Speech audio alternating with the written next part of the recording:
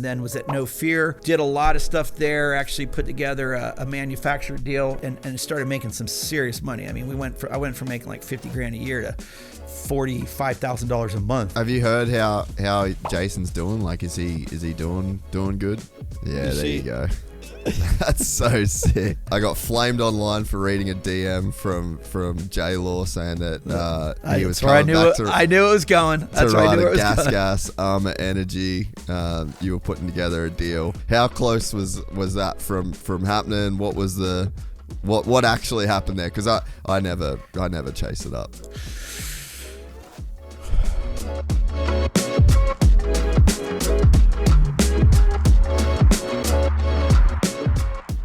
I met a Gypsy. Oh yeah, you like I wore this one for you today, mate. The No Fear. So old school. Yeah. I thought you'd appreciate that one. So Scott Sepkovic is in the building, mate. I'll help you. I'll help you with the pronunciation. Sepkovic. Sepkovic. Sorry, mate. Yeah, that's all good. Trust me. What's the background? Like, what's the family background? There's kind of a debate. There was the Austro-Hungarian Empire, so the lines were always moving in Austria, Czechoslovakia, that whole area. So Serbia, Croatia. So there's a whole kind of depends on the timeline of what period of time you're looking at. But a lot of my aunts have done research, and it says Czech, so Czech or Austria. But we'll go with Austria because I'm a big skier. So. Yeah. Have you ever done any of like the DNA test or anything like that? Are you like interested in it? I haven't. I know some of my siblings. I have 6 brothers and sisters, and they have. So, it'd be fun to actually figure out where exactly. And I know that they have done that, and they have determined kind of the area we came from. So, it's kind of cool stuff. Yeah. No, it's interesting because I got like Scottish for one part, but then I've got a lot of Europe throughout. Like there's some Danish, some German, and then English on one side. So yeah, it's a bit of a melting pot. But when you go, I just actually finished reading like an old history book for, I think it was like 1915 that it got published, and man, just how much, like you said, things were moving around just throughout all of history there. It's like, it's pretty hard to know really where anyone comes from. The lines of Europe, which I actually like to watch a lot of, just kind of the old just history stuff on all of those movement of the lines. So it was definitely continual changing, whether it either be World War I or either World War II. So, even northern Italy up where Arco was actually Austria. So well, even like as soon as you'd get a new emperor or a new pope would come in, like they literally would just redraw the map of Europe just based on like a new pope. Yeah, crazy time, man. Just to think, I left reading that last book thinking that how much time, like a lack of human cooperation has cost us. Like if you look at how technologically advanced we are now and all of the things that we have, and we've just spent thousands of years fighting each other, killing each other, fighting over territory. So think of how far we've come with all that fighting. Imagine if there was just some kind of like universal cooperation since day one. Like we'd be in a pretty crazy spot. Yeah, the whole technology is definitely. I know myself, being old, I struggle with technology, but it is amazing how, even just Zoom calls, how they move you along, and change the times. So yeah, it's interesting. Technology it's a good thing, but I do think that you've also, especially with COVID, when Zoom became so popular, I think that, there's also something missed now where people aren't going to offices as much anymore. And I think a lot of that, also that, interaction with your teammates and people building companies, I think was important also because you saw someone else getting ahead and you're side by side with them. And there was kind of this inner competition within, not competition, but just, you see someone moving ahead. And I just think that some of that maybe has been being lost, but oh well. Yeah, there's like an energy exchange going on in a sense. Yeah. And I really enjoy energy of people, and believe that as a people person, I enjoy being with people, interacting with people, and and we are social beings, so we need that. Yeah, definitely. And I think you're right. You are of an age where when you grew up, it was just analog everything. I mean, I'm 35 this year. So I'm pretty much like the last generation. I mean, I don't think I got a cell phone until I was like 16 or something like that. So I had my whole childhood without a cell phone. We had one computer that was connected to the internet that like the entire household used, but it wasn't high speed internet. So I kind of was on like the tail end of growing up without technology, but you're a dude that just grew up in the fully analog world. So I mean, for you, when you start seeing all like the AI and all that sort of shit, it must be a trip even more for you. I just turned 60, so so it's I struggle with some of my electronic devices, and younger people are always like, I mean, just kind of baffling, but it's really, it's difficult. I don't want to say difficult, because people my age, a lot of people are very versed with the technology, but sometimes I struggle with it. So, but well, here we are. It's the times. Yeah. So at 60 though, you're still skiing a lot. You're still riding. You're still doing everything. Yep, like still doing everything. Is that what 60 looked like in your mind when you were, say, 30? No. 60 in my mind when I was 30, or even, I remember when I was racing, when they started the vet class, I remember, I was probably in my early 20s, and I was, they'd be like, they got the 30 plus vet class, and you'd be like, come on, man, you guys are dragging out the day. Those guys, it's over. They need to go home. And, it's just, you're like, real. It's the 30, class. And now it's like, that's still a young class, but you definitely, you think of it as old, even, where I am now, I would never, 60, you would have thought, wow, that dude is really old. It's a wrap.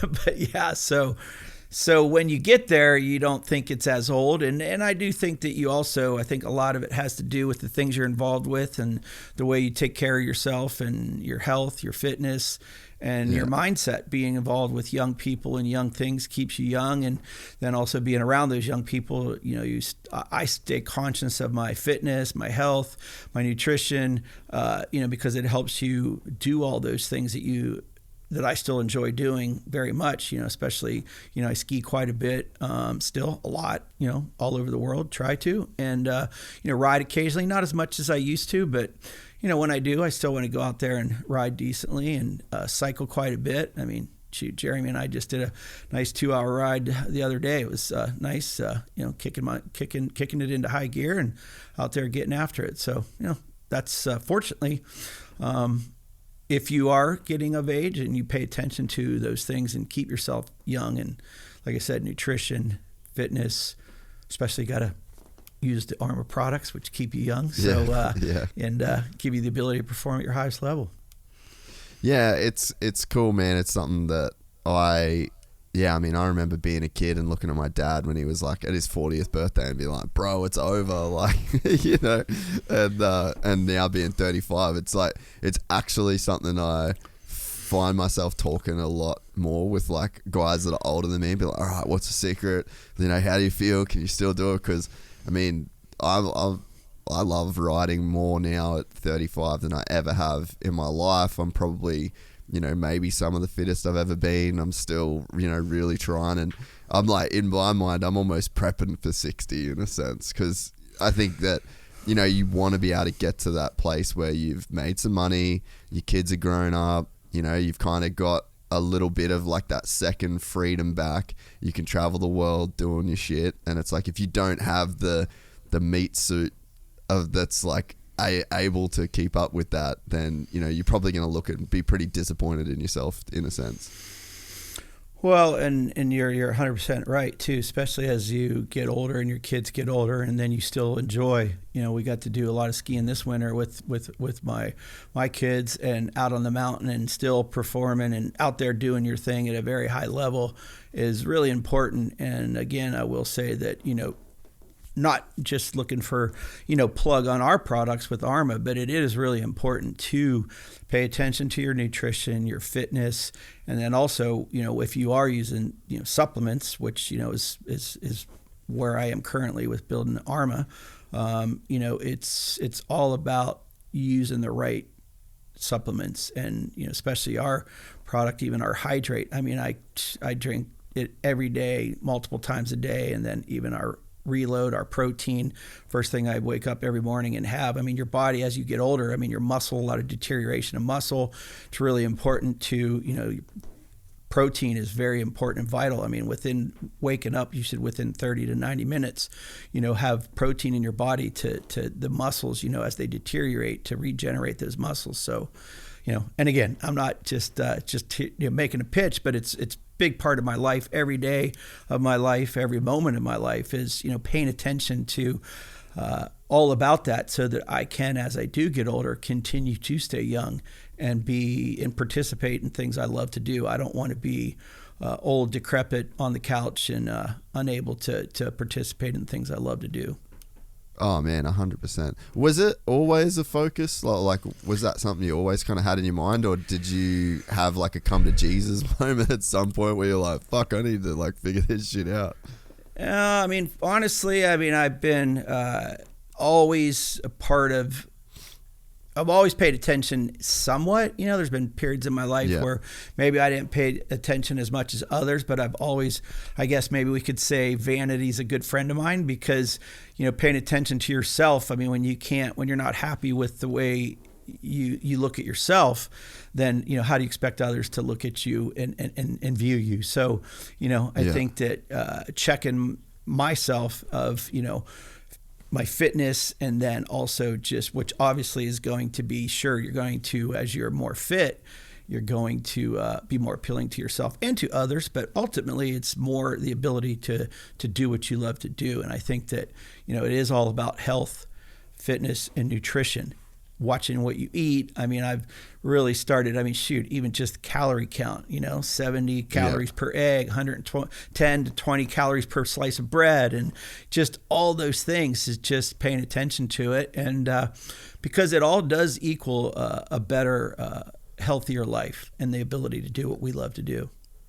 Yeah. And I think too that there's definitely a bit of a hidden gem part of the action sports world and community, is that it's not so much like just a sport for us, I don't think. You'll hear so many people be like, "Oh, surfing's my meditation, motocross is my meditation." Like, there's a spiritual aspect to action sports that I think you don't, because a sport you stop playing, or like you retire, like you'll stop playing soccer, or you'll stop doing whatever the sport is that you're doing. But I think when it comes to action sports, there's some kind of like spiritual element to it that makes you want to do it at 60 and 65. So I think we're kind of lucky in that sense that, our sport seems to keep us around because it's attached to something a bit more than just being a sport or a fitness or a physical activity.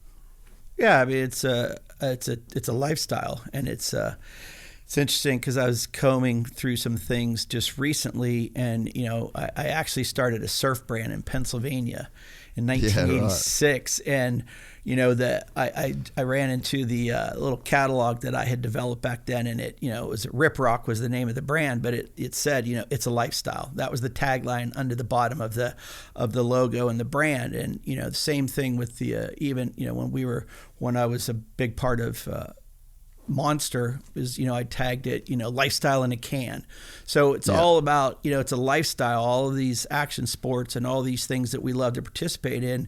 And it doesn't just end with when you do it at, let's say the highest level. It's still something, whether it be motocross or skiing or surfing, unfortunately, sports like football, not many of those guys get to continue to play football, which, I did in high school as well. Love football, but it's not something you get to continue to participate in. With all the action sports, whether it be skateboarding, snowboarding, surfing, moto, people can continue to do that as long as their fitness and health allows them to. So that's my goal, is to continue to do all those things that is my life and my lifestyle. Yeah, no, it's cool to see you still living it, and it's something that I've found myself. Like I guess your mentors kind of shift as you get older, you know. So like now I'm looking at guys that are still doing their thing and still killing it, you know. Like I guess showing people that you don't have to stop for age, you know. Yeah, you know, I watched a great movie a couple of years ago when we were COVID. I actually ended up out in my motorhome, which, you know, I've had a motorhome for many years, but I've never even really ridden in the motorhome, let alone drive it. But during COVID, I was like, all right, I'm going to go hit some events. Did some GNCC, did Daytona Supercross, and you know, with ARMA, going to those events. And one of the videos I watched, actually DVD, because some places where I didn't have good service or I wasn't plugged in or whatever, I had amazing DVD collection. I was hitting up Pilot, Flying J, and Walmart for these big bins of closeout $3.99, $5.99, and I bought the one was Unbroken with Louis Zapparini, World War II, shot down in the water for 42 days, and then was picked up by the Japanese. And you know, this gentleman, I mean, talk about, you know, a crazy, you know, life, and then, you know, forgiveness to all those people that, you know, imprisoned him in World War II in Japan. But watching all the outtakes in the end, this guy was 86 and they showed him still skateboarding in the parking lot behind the office building where he was, and he didn't die until his I think mid 90s. But, you know, it was like, wow, you know, that's pretty amazing that you know, 86 out there skateboarding, and but, you know, most importantly, I think the biggest thing that he was able to do was release all that anger and hatred in the early years that, you know, was a pretty brutal movie. I don't know if you've ever seen it, Unbroken. It's an amazing movie, amazing story, and yeah, something that really inspired me too as well to incorporate into my life was, you know, forgiveness of those that, you know, maybe you feel they did you wrong, but ultimately look at maybe you did something to encourage that as well, that outcome, and just yeah, forgiveness, not revenge. One of my mottos of life these days. So yeah, I think that's super wise words. Have you ever traveled to like Vietnam or any places that have kind of the US was at war with at any point? I mean, over in Europe, but I've been to China. Never been to Vietnam. Never been to Korea. My father was a Korea War veteran in the Navy. Yeah, okay. Never been to either of those, but, you know, have been to Europe in a lot of those regions and territories where, you know, World War II over in that side of the pond was, yeah, so pretty interesting to see. I know even in Italy, you know, saw places before where you could see, you know, bullet shell marks and all that. So, but yeah. Yeah, I think grateful that we live interesting. Grateful we live in America, and that, you know, we haven't had that here.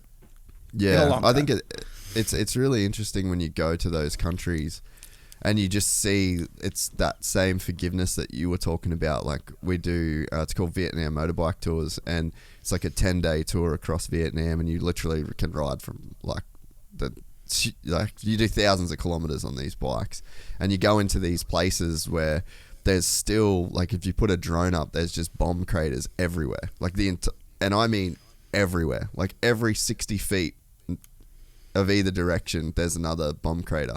And I mean, there's still people, they've got no industry, no jobs, and they're literally going and they're pulling apart. They're going to find unexploded mines, or, you know, mines that have exploded, and like melting down the metal to sell the metal for resources. So that's how war-torn these places were. And I've been there with Americans, and they're so fucking nice toward him. Like, there's just this crazy level of forgiveness and just let's get on with our life, you know. And I think that so much of it comes down to the fact that they're so poor, and like just surviving is such a challenge, you know. So it's like they're so busy with just trying to make a living and just get by that they almost don't have the time for, you know, those like vengeful feelings, which is a crazy concept, you know. Yeah, I've watched some of those, like I said, documentaries on just, you know, World War II, and it's interesting. I was watching one recently, and they were interviewing one of the fighter pilots from the German side, and it was, the Americans interviewing him, and you're like, and he was an ace and he shot down this and that, and you're like, wow, wait a minute, we're not talking about like beating them in a game, we're talking about shooting people, shooting people down, and so that would be a bit of a challenging situation to actually encounter somebody that was on the other side of the killing, but yet, unfortunately, I think in a lot of those cases too, it's, they're not necessarily were buying into what they were fighting for, but that's where they came from, and that's the side they had to fight for. So, yeah. So switching gears a bit, I don't know if you ever remember us meeting like years and years and years ago. I wasn't sure, like when you asked to come on, like where you're. Like if you remembered us meeting, or like if there was any connection there. Well, I did. It's interesting because it came up, and I looked even through my DMs, and you hit me a while ago. And again, not being Mr. Digital guy and always on. And there was a point where I was really into Instagramming, and then I became kind of like, where it just like, oh gosh, this is a job in itself of just, posting cool stuff. And when we started communicating and you said, hey, I hit you up, and then I saw one from a while ago. So that you would hit me up about maybe coming on, but I don't remember where did we actually meet? So it was so random. It was, I was with Ben Hargis, and we had dinner one night in Hangtown, and we were all out at some place for dinner, and I actually got kicked out of the place, so they were like trying to kick me out. And they were saying that I was like drunk, and I'm like, man, I've literally had 2 drinks, but I think like the accent being loud, and we're all kind of carrying on. And you gave me your black card and said, go to the waitress that's trying to kick us out and tell her that we'll put this down for the rest of the night for like drinks for the table, and leave us alone. You're refreshing my memory, and I do think I recall maybe that dinner spot was not necessarily just dinner.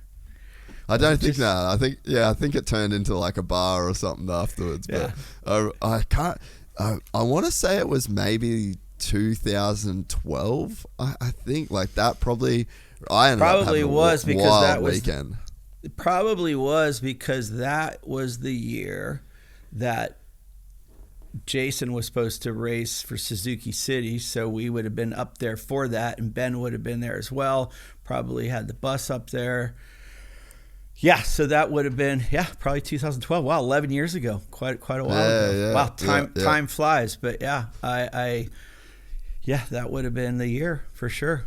So if Ben was there, I was there, it would have definitely been 2012. And that was the year that we had sponsored Suzuki City for Jason. And then Malcolm Stewart was on the team as well. Yeah. So that, I think that might have been literally the only time we'd ever met. And like, I'd obviously like heard your name and all that sort of stuff. And it was just, I don't even think we really actually got to speak that much. I think you were at one end of the table, I was at the other end, so it was like one of those kind of deals. But I just remember you giving me the card and being like, I think you should go there with this card and see if it changes the outcome of this situation. That usually does the trick for sure. So I think it did from memory. Well, definitely those. There's been some good times with that card, and with Ben as well. Ben's been a big part of a lot of things I've done over the years, and always stay connected, and good guy Ben is. He actually is an extremely good guy. I was kind of mates with those boys a little bit, like him and Ryan Penhole and Tracy and those guys, and they were always like, Ben was just one of those guys that he was super solid. He was always around. He was always involved in really cool shit. He was a pretty cool guy to know over there at that time. Yeah, actually, I was just talking with him about 2 weeks ago, right before I just went to Nashville, Tennessee to launch a Johnny Cash collection sunglass with Jacques Marie Mage. Amazing sunglasses. So it was pretty cool. We were there last week for that. It was awesome. Yeah, right. So what have you got going on these days? Obviously, like the ARMA stuff, but I get the sense that you're just one of those guys that's into like a lot of different things. So I guess like lay out the landscape of what your life is like at the moment. Well, there was a period where I was definitely doing the whole representing, athletes, and that I would say, definitely. Jason, I'd say, used up all my brain power and it took the bandwidth to deal with the bandwidth to deal with that. But no, that was good times and good memories. But mostly is building brands. I really enjoyed, especially when Monster, that shifted from where it originally began when when we took Spy public, and then I left there. I started Crown AMG, Crown Athlete Management Group, which not only was it to represent athletes, but then it was also, a marketing agency that we then, Monster was, when I left Spy, and we were doing a Hanson's Energy program, I then, pushed them to say, hey, guys, Monster, let's use what we were doing with Hanson's Energy to apply that to Monster. So that started the really engaging the marketing side, which I continue to do the marketing relationship with Spy as well. But ultimately, then, athletes, tons of deals and athletes and representation. But, when that kind of all came to an end, when my relationship changed with Monster, and then started looking at, I really enjoyed the building brand part of things. And that's kind of what I always really wanted to do as well. When even starting a surf brand in Pennsylvania in 1986, I look at brands as a persona, and my nickname being Hollywood. I'm a poor kid from Connellsville, Pennsylvania, that's a hillbilly, but yet my nickname became Hollywood, which I believe Tim Cotter's the one that gave me that when I was racing at High Point in Still City as a kid, and they'd say, let's go down and talk to Hollywood. I'm like, well, that's a lot cooler than Scott from Connellsville, Pennsylvania. So then I realized that then, the persona of maybe what you represent is also what a brand is as well. It's lifestyle in a can. Well, it's a, Monster Energy drink in a can, but yet, that persona was, it represents a lifestyle. And, I really enjoy that, creating something that then it's not just a product or a brand, it represents something. It represents what we were talking about earlier, is a lifestyle, who you are, and then it's then what you want to be involved in. And to me, those brands also, when you exude that lifestyle and things that you're a part of, people will gravitate towards being a part of it because you also are authentic with what they do in their life and with their lifestyle. So brands is where I've really focused, and ARMA has been a big one for me. It's been quite a few changes over the years of what its original inception was, but it's been something that I've been very passionate about. I love the brand, I love the branding, love the logo, love the look.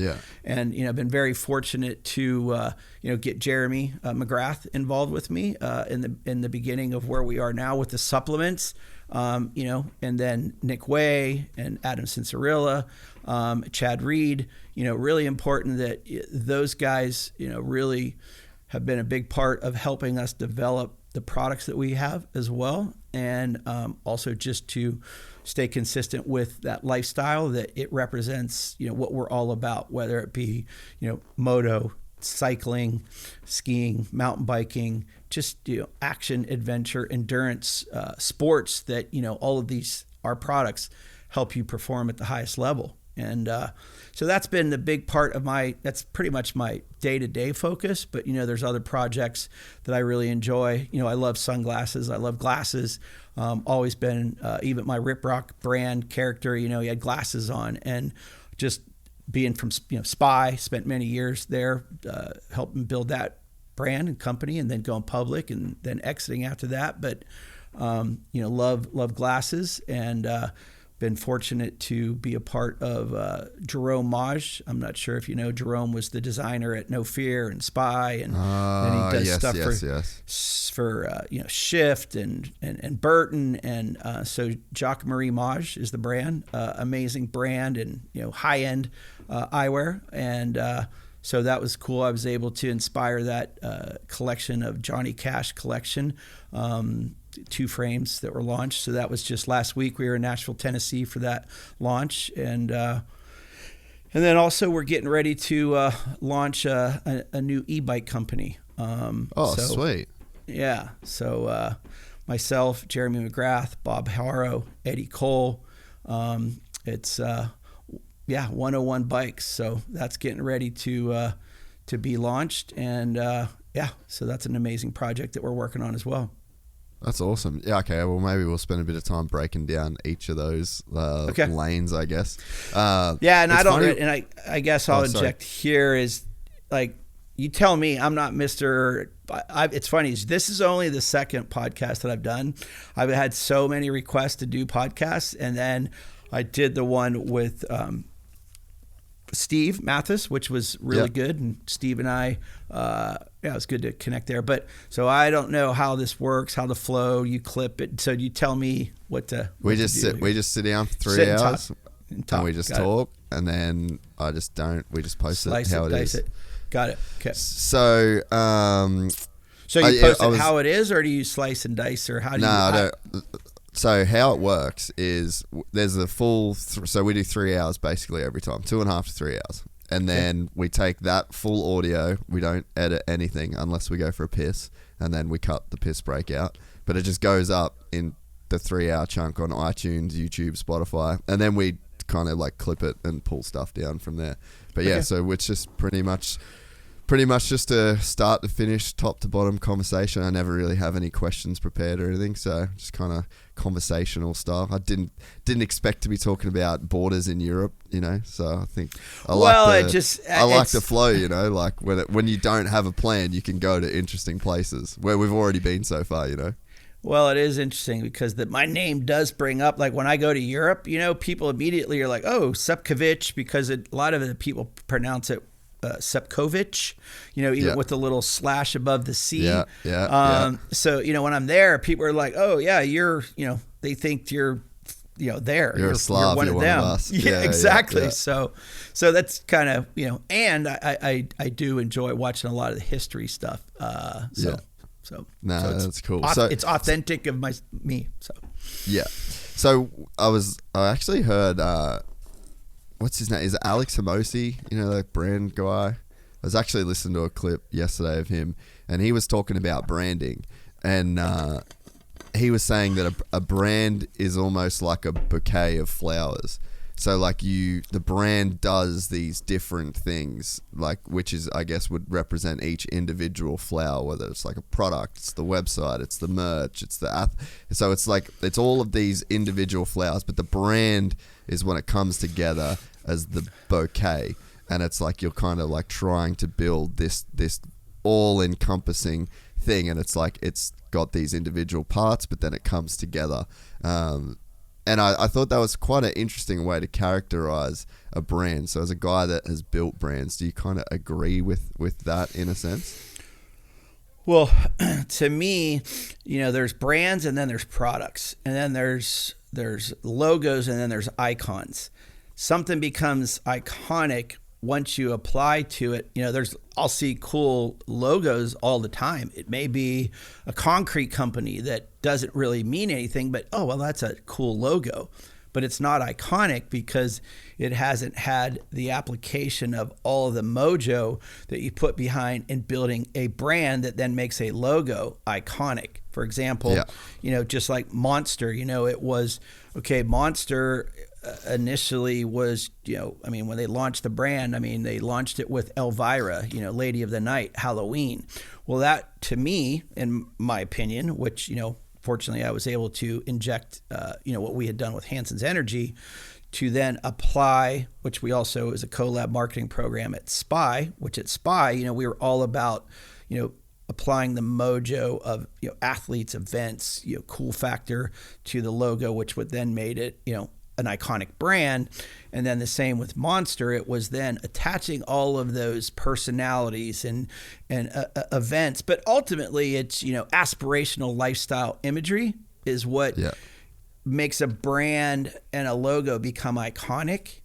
I forget where I heard that put best was it's, aspirational lifestyle imagery. We all aspire to do this or be there or do that, or, ski on that mountain or ride that motocross, track, or, so that's our aspirations. And then, then the lifestyle part of it is like, okay, I'm skiing in the Alps, or I'm at a, motocross race or a MotoGP event, so that's a cool lifestyle that you're associated with. So then it's applying that imagery to, a logo, which then makes that logo become iconic, and people want to associate, put those glasses on your face or have that can.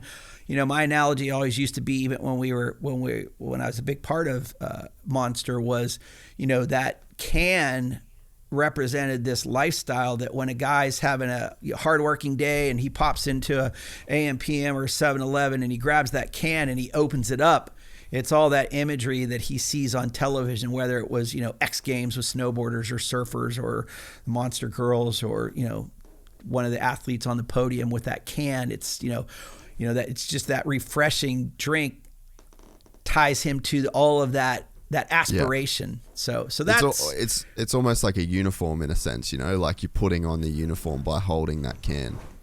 100%. And, uniforms, I mean, think about it, male vanity. I mean, we're all about a uniform. I mean, think about, I don't know when you started playing sports, but I know myself at, playing Pop Warner football. I mean, on uniform day, I mean, me and my buddies, I mean, we had to walk to the football practice, which was probably 4 or 5 miles from our little neighborhood in Connellsville, Pennsylvania, and go get our uniforms that day. But I mean, the walk was worth it because we were going to get our uniforms. And then, whether it was your football uniform, but then it was, now look at your motocross gear, which, it's, I mean, come on, we're all about, the right gear, the helmet paint job. 100%. That whole thing is, and for myself, that was a big part of, which I think gave me the Hollywood nickname, was, my helmet scheme, the stickers, placements, and paint jobs weren't as significant as they can be now, the helmet paint jobs back in the,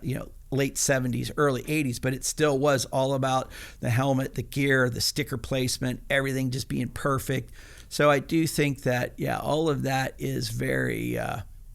And again, that to me is, just like you said, that bouquet is the same as all those things that I'm describing there, creates that, all those pieces, the petals of the flowers, or the flowers in the bouquet, creates that image of, the end result then of who you are, especially when you're sitting there on the starting line thinking you're looking pretty badass and ready to go. Because when you looks good, you feels good. So.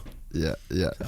And I think that there's an element of being able to, I guess, describe your own style. There's like a visual, what you can visually represent how you feel or who you think you are, like by dressing a certain way or having a certain like graphic scheme on your bike, or a certain brand that you're associated with. Like, I think that there's definitely something in that too. Like, you can signal to other people, this is who I am. And I mean, let's say with ARMA, it's like if you're drinking out of an ARMA bottle, then it's like, it's obvious that, okay, this guy takes his health seriously. This guy probably trains. This guy probably has an active lifestyle. Like, there's all of these subtle signals that we're giving out when we are, with a brand. Like, I don't drink Monster. Like, I'm not a Monster kind of guy. I'm a Red Bull kind of guy. Like, there's a pretty clear line in the sand of who would drink what, or who you would expect to see drinking what, in a sense too, So I think that that's also part of the, like, branding is probably more two-way than what we actually think it is, in a sense, like your clientele also has a bit of a say in what your brand is. Well, and I again, the past with, Monster was a big part of the image of the brand, was the apparel, and then who wore the apparel and the t-shirts. And it is exactly what you said, is somebody's back, especially in the beginnings of Monster, if somebody you saw wearing a t-shirt or sweatshirt, you knew they were attached to action sports in some way because it wasn't readily available everywhere. So that immediately, like you said, it's either a flag or, a club that you're involved in. So it spoke volume to who you were and what you do. And, oh, that person must either moto, skate, surf, snow. So I do think that a brand does give you an idea of who the person is, whether they're wearing, high-end sunglasses, oh, that person really appreciates quality things, whether it's a watch, or it's, just all of those things.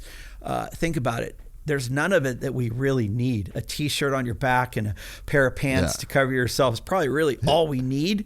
But there's thought put into what it is that you're going to wear and represent who you are and how you want to be perceived to people is by the dressing you put on again, it's just like a liquid in a can. It's like, well, it's just liquid in a can. And then you skin it with a brand that speaks all that aspirational lifestyle imagery. Okay. That defines what it is, who it is. So absolutely all those things are, as much as they are applied to brands, they're applied to us. And that's why I look at us ourselves, and even myself, like I said, when, I created my company Rip Rock back in the 80s, and then even my nickname came about. It's like, okay, so here's something now I can develop as a persona, which is who I am, so very, very interesting the way that all of that actually, who we are as people is also who products are as a brand. I completely agree. Speaking of watches, what watch is that? Oh, that's Panerai. So okay. I'm a big watch guy, and this is the Panerai. So okay. 8-day power reserve. So nice. Yeah, it's funny the watch thing. Like, I think once you understand something about watches, you can really tell a lot about a person by the watch that they have. And I mean, I find myself, like, especially living in Dubai, everyone's got watches, and everyone's, it's a real, like, a thing there, and it's funny, like, I saw a picture of a guy yesterday on Instagram, and he had like a gold Yachtmaster on, and I was like, oh, okay, yeah, I feel like he's the kind of guy that would have that watch. And I noticed, like, Jeremy did Race Day Live, and he's got a Daytona. I'm like, okay, well, that's kind of cool. Like, Jeremy knows what a Rolex Daytona is. And so there's so much in the things that you wear, and the way that you wear certain things that can, like, really tell, a lot about a person. I mean, even like in the watch world, like, I like Doxers. That's like the first ever dive watch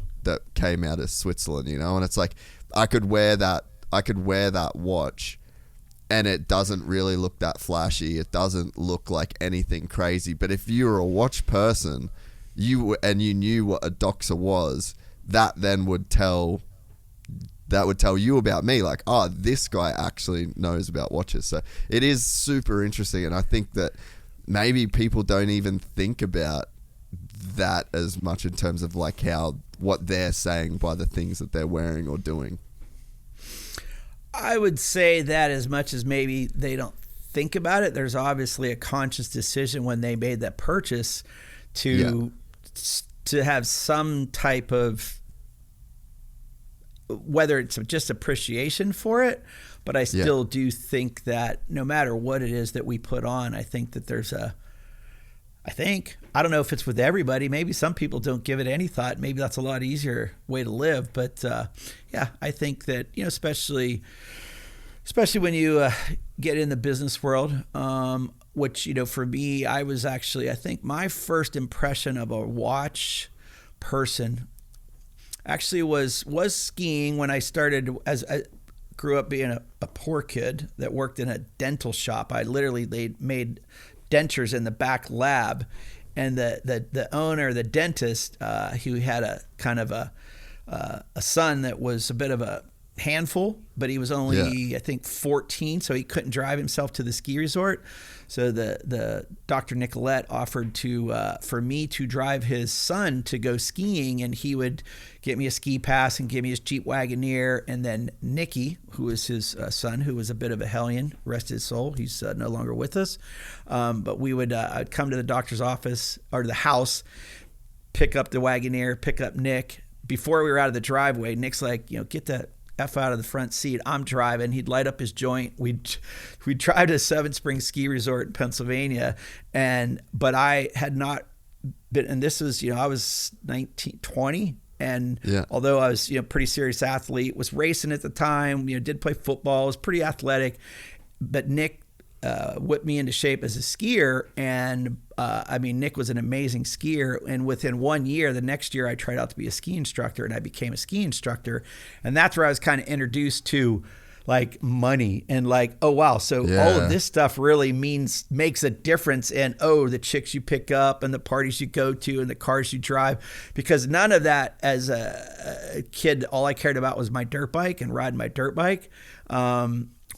None of it mattered until I saw that it did matter. It made a difference in things and opportunities that, came to you in life as well. And, I don't want to, maybe I'd say there was a big part of my life where I became very materialistic. And, I can tell you that, that's not, I still like nice things. I appreciate nice things, but, being consumed with that material in worldly things is, I'd like to be known for when I do pass, it's not all the worldly things I had. It's the things that I did and things I did for others and a mark that I left on people, an impression and good things versus, all the material that he had. Because that was a big part of who I became for quite a while, especially then trying to live up to the Hollywood nickname. That's not where it initially began. I think it began because, Tim, again, I looked like some California surf kid, but I was a hillbilly from Pennsylvania, and let's go talk to Hollywood. But the whole point there is that,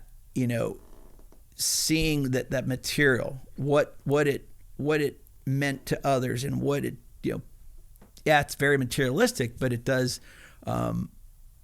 open different doors for you and people look at you differently. So, and especially in the business world, I realized then, but back to the first watch impression, as much as I saw him at, the ski resort, I think it was Brock Glover, back as a moto guy wearing a gold presidential Rolex. And I'd say that was probably in the 80, 81, he was factory Yamaha, and being a moto guy, I'm like, dude, that's sick. That's a sick watch. The gold presidential and being, moto was really my main passion, and was very impressed with that. And I'm like, and then, as I started to do things and then I started to have some successes in life, the first thing I bought was the Rolex Yachtmaster. So, to start that whole, and then away we went, and then watch. And then even you referred to Jeremy. I have a poster or a framed picture Jeremy gave me, and he's like, to Hollywood, the watchman, because me and Jeremy and Jimmy Button and watches were all the riders back in the 90s. Watches. And Jeremy has quite a collection, by the way. He's got some badass watches. So. Well, I saw that Daytona on Race Day Live, and I was like, okay. Well, if he's got that, he's got some other shit too, because that's not your Rolex Daytona is not your first Rolex, unless you want to go and pay like $120,000 right now. But yeah, no, it's a cool world, I think, if you understand it as well. Like, you can actually make quite a bit of money in that world if you make like the right decisions. I think people on the outside could go like, oh, that's a crazy waste of money. But realistically, like, if you buy the right watch, you're never going to lose money on it. I wonder if most of those boys would still have those Rolexes from back then, or those watches. Because, dude, the prices have just gone up like crazy in the last few years. Well, again, we were actually just talking recently, Jeremy and I, about watches. I had a gentleman hit me up, knowing that I am connected in the watch world, and someone hit me up and asked me about the which one is it? It's the Daytona. it's like 130 or something. And he's like, hey, I have a guy that wants 2 of them.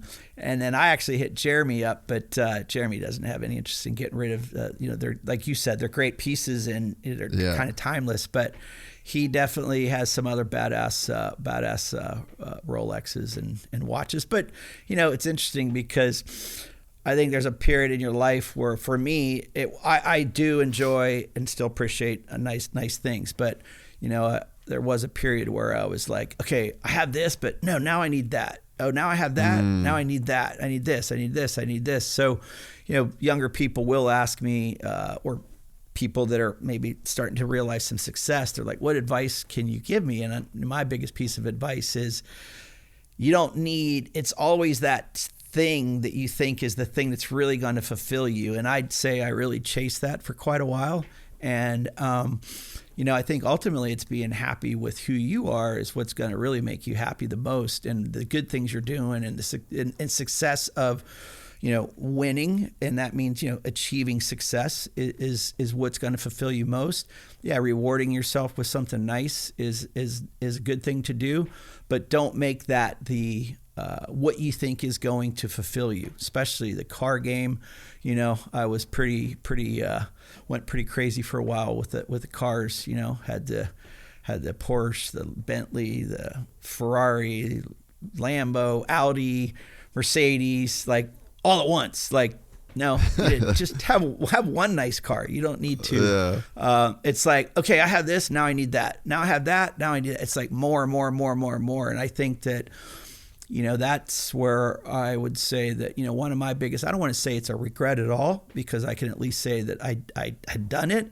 But my biggest piece of advice to someone would be is, you don't need that to fulfill your happiness, and chasing is not something I highly recommend. I highly recommend chasing happiness within yourself. So. Yeah. It's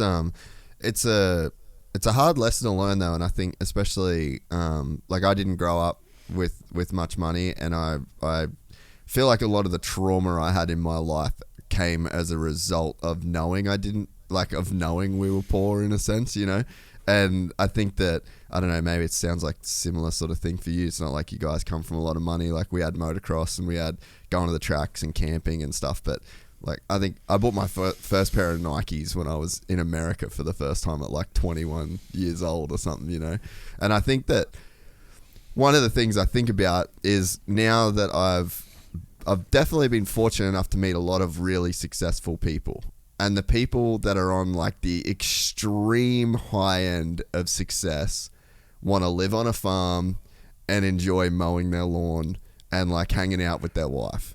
And it's like, this is people that have like hundreds of millions of dollars. And I think that maybe it's like sometimes a bit of a trap, is when you don't have money and you don't grow up with money, you never get to be around people with real money. And the people that you do get to be around are kind of like the people floating around in the middle. And I kind of have like a bit of a rule of thumb in life where, like, you meet Ricky Carmichael, like, fucking nicest dude in the world, right? That's the top of the top of the top. You meet like Daniel Ricciardo, fucking Jack Miller, like, they're the guys that they fully made it to top. Mick Doohan, they're the nicest, fucking coolest people. But then I would meet the guys that were like getting 8th and 5th and 6th, and they're still on the come up, but they've got a little bit of success, and they were very often the douchebags. And then the people that were at the very bottom, just the average Joe, the fucking plumber that goes to the track with his son, that dude was a legend as well. So to me, it was like always the people in the middle that kind of sucked. It was never the people that on like the extreme high end. And I'm like, okay, well, maybe when you don't grow up with that much money, you never get exposed to a dude that's worth like $100 million. That's kind of like learned all the lessons in a sense. So you kind of, your idea of wealth, or the people that you get to be around that have money, are the guys that they've in the middle, they're chasing and chasing and chasing, and you only know they're rich because they show everyone that they're rich because they got cars and they got whatever. So it's like, you kind of end up with like a bit of a skewed perspective of like what money and buying shit actually gives you, you know. And I think that that's definitely one of the lucky things that I've had in life, is to meet a couple of people on like the very high end that went, okay, all of this is bullshit. Like, they don't own any of the things that you would classically think a successful person owns, you know? Well, I mean, I think you're 100% right too. Growing up without, I think that for myself, a lot of it was pursuit of making up for what I thought was important. But I could tell you, I didn't grow out with a loving family. I didn't grow up without an amazing father who was, you know, did everything he could to help me pursue my dream, especially with riding dirt bikes and racing. You know, so my upbringing was, it was very poor. I mean, my dad was a Frito-Lay potato chip truck driver. And there was a point where we didn't even have a car. We would go to church. There were 7 kids that we would go to church in the back of the truck. So, I mean, like, you know, and I'm not crying the, poor me story, which I could tell you that my upbringing was amazing. I mean, I didn't even know what rich or poor was, because I was so rich with happiness and love and good family and, playing in my neighborhood with my buddies. I mean, it was football, baseball, basketball. I mean, hiking the street. It was like a river run, not a river runs through it, but Stand By Me lifestyle, hiking the stream with all my buddies, camping up in the field and sled riding in the winter with a campfire. And it was just, you didn't even know that. Yeah, you maybe it was more money. It was embarrassing that, when you get picked up in football practice, and at one point my dad had a Vega, which is a crappy little car, but it was a forest green, but it had an orange door because the door had got banged in, and it's like you get picked up in that by your mom, and you're embarrassed that it's but at the same time though, all of those things that I didn't have also lit a fire in me to get things that 100%. I wanted. Yeah. And, my parents couldn't afford to buy me a dirt bike. And at 13, I mowed lawns, shoveled snow, was a janitor after football practice for 2 hours. And then I'd come home and take papers, and saved up enough money to buy a dirt bike in 1977 was a Mako 250. That was a big mistake. At 13, I should have bought the other bike the guy had was an RM 125, but I liked that red Mako German. I'm like, German quality. And that my buddies ended up calling me Mako Braco because that thing broke all the time. But the point is that, the value of working my butt off to earn the money to buy that, which then the other half of the money, I think I made $1,300. Say at $1,300, I bought the bike for $700, and the rest of the money I ended up spending over the next year. Every time it broke, fixing it. And then my dad actually helped me get a loan. Didn't buy me a bike, but helped me get a loan. I was in 9th grade to buy a RM 125 in 1978.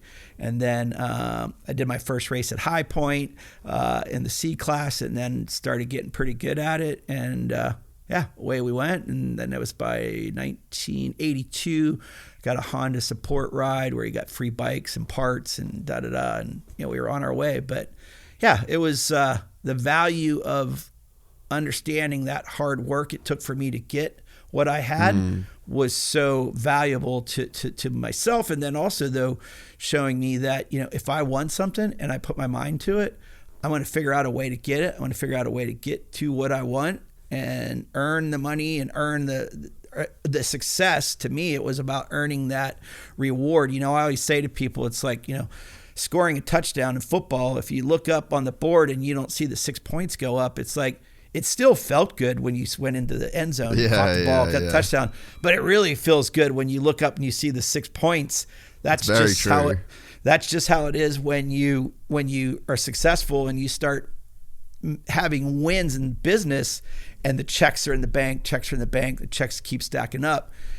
The thing that I say is it's then, what do you do with that success is where, I would say for myself, that I would choose different ways to enjoy that success, and not completely, but just be prepared that hey, something can always change. And I'm not being a pessimistic person, because I'm not. I'm the eternal optimist.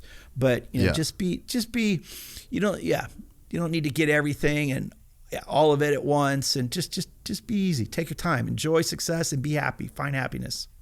Yeah, and I think, man, it's so relatable. Like everything you said is extremely relatable to, I guess, my life, and yeah, I think that it's like a pendulum swing, you know, like without the upbringing that you had, and you know, because I think for me it was like I never thought about it at all until I went to school, and then as soon as you go to school and then you see what other people have, and then other people tell you what you don't have, then I think that's when it like starts to kind of like get into your mind a little bit, you know, and it's like, so you're on this side and then you're like, all right, I'm going to overcompensate. I was a kid, like the first day I could legally have a job, I had a job and was, you know, mowing lawns, washing cars, like the whole, and it was all into like this overcompensation kind of, you know, mode that you sort of go into.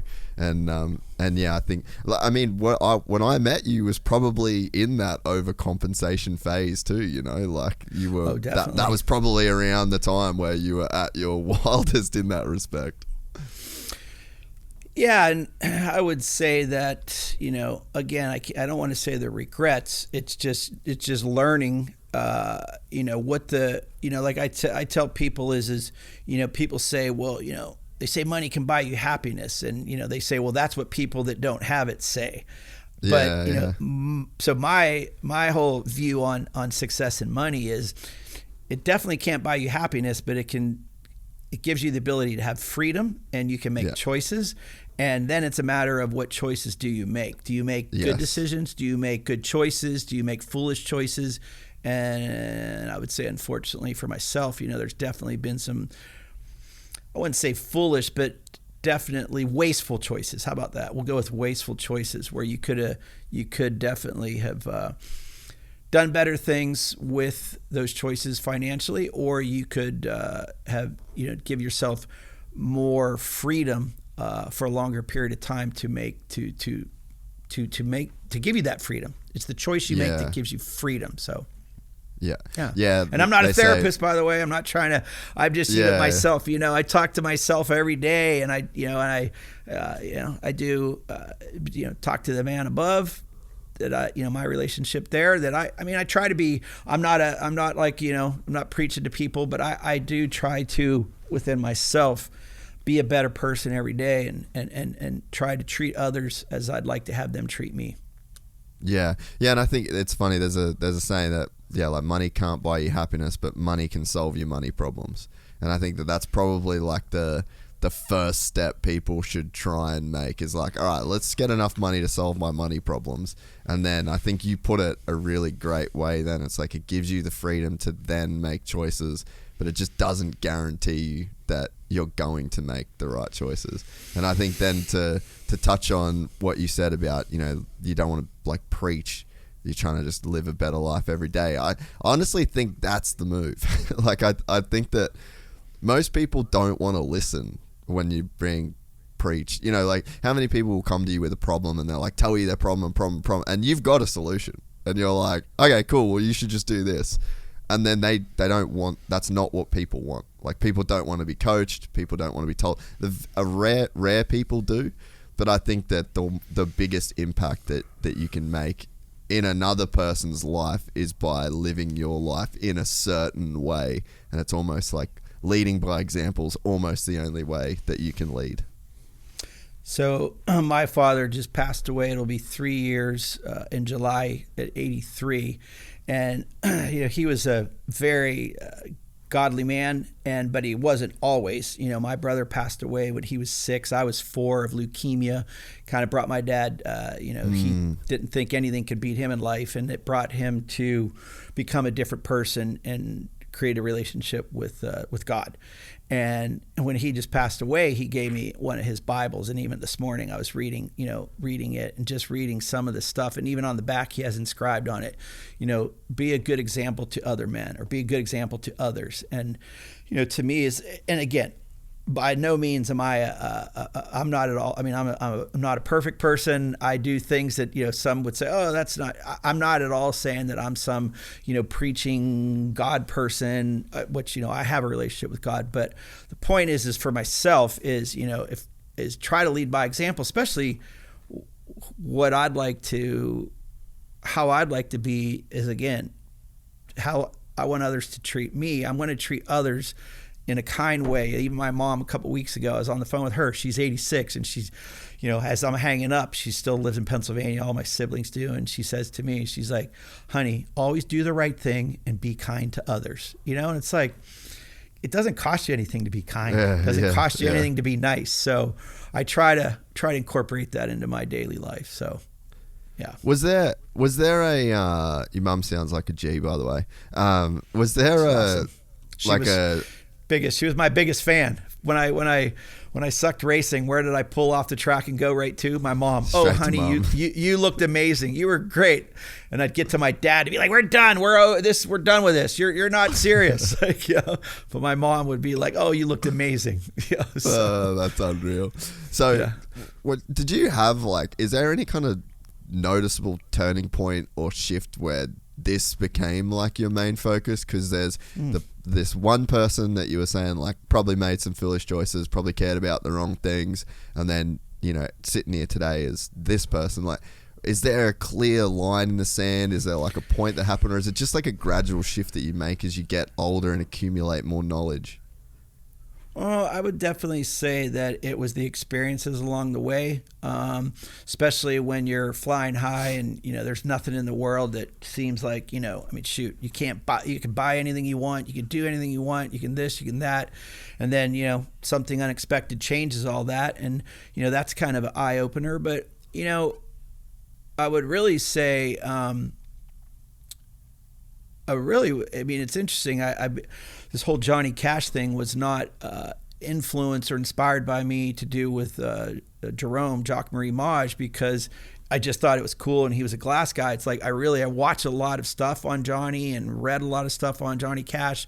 And, even if you watch the I Walk the Line movie, Johnny's whole thing was, look, I hate the drugs. I hate what they do to me. I hate,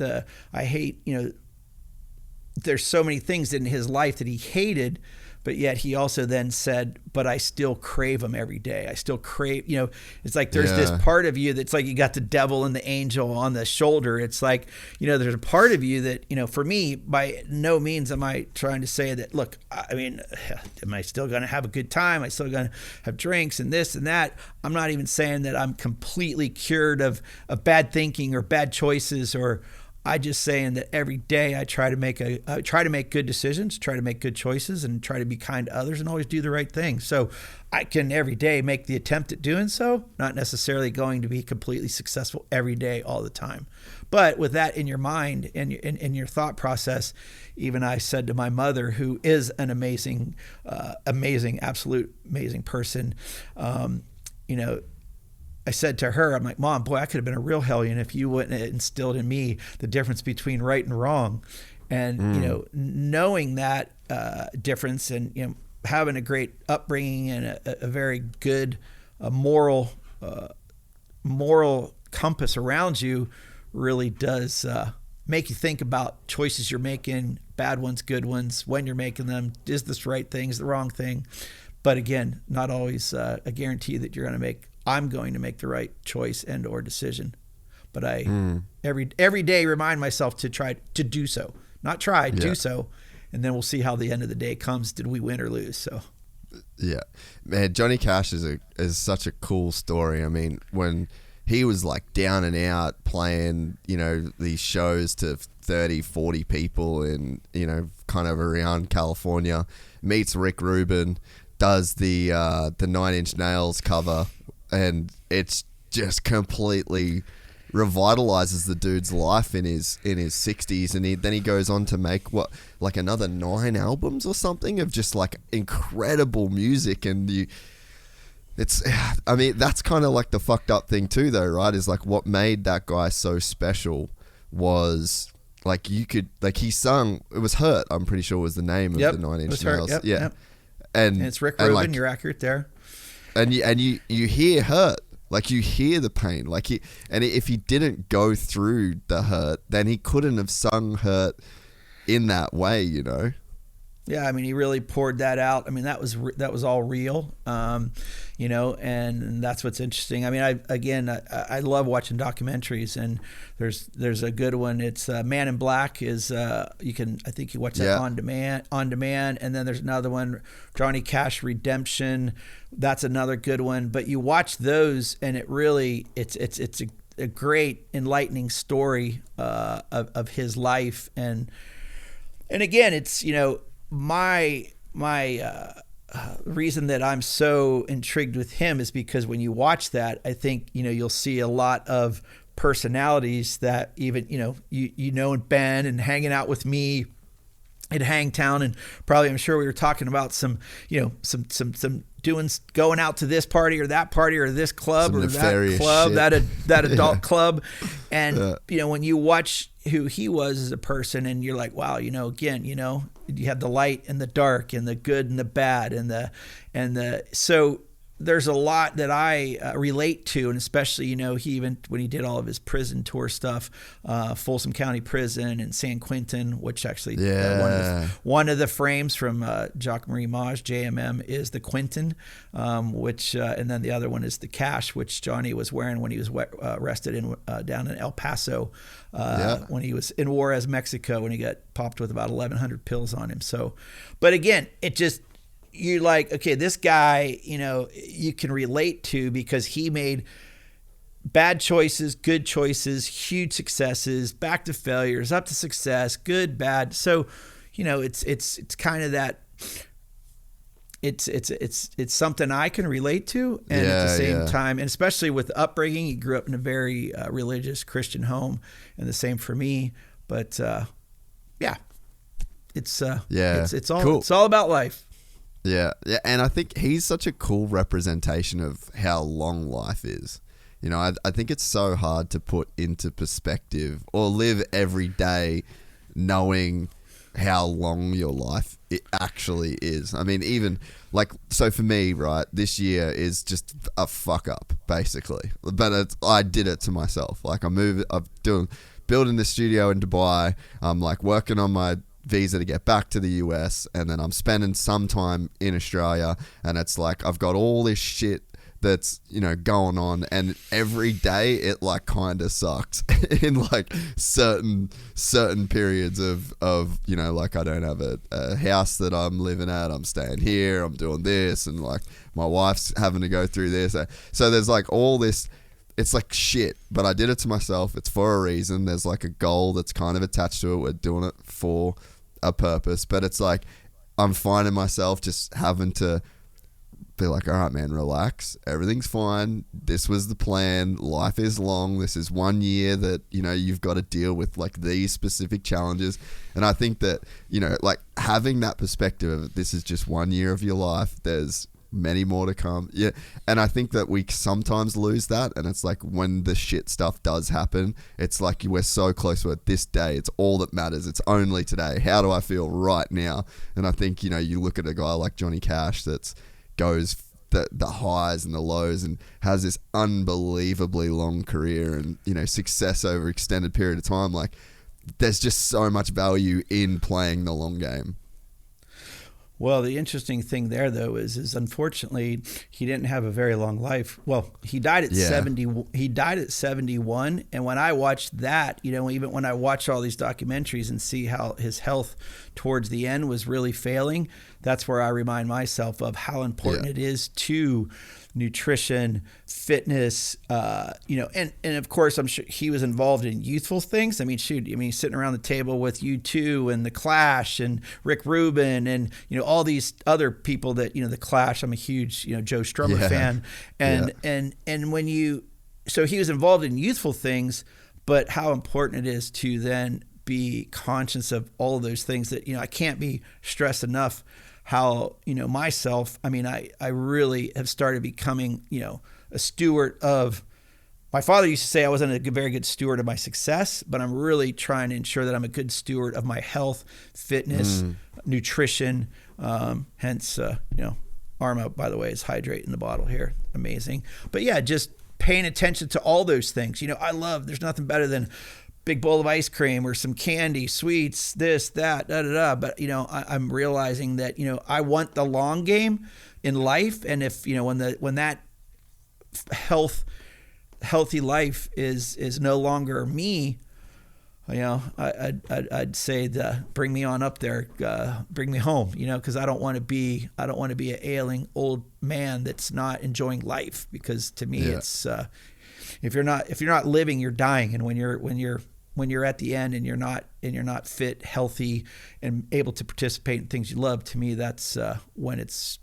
I don't know. When I get there, maybe I'll have a different thought when I'm actually there. Nah, I'm good. All that stuff I said a while back was not real. That was years ago that I didn't realize when I'm here that I still want to be here. But anyway, so I just try to ensure that everything I do is make a conscious effort towards a better, healthier living, and hence ARMA is what we're all about. I mean, shoot, we use, all the best ingredients, organic ingredients, clinical doses, Informed Sports certified.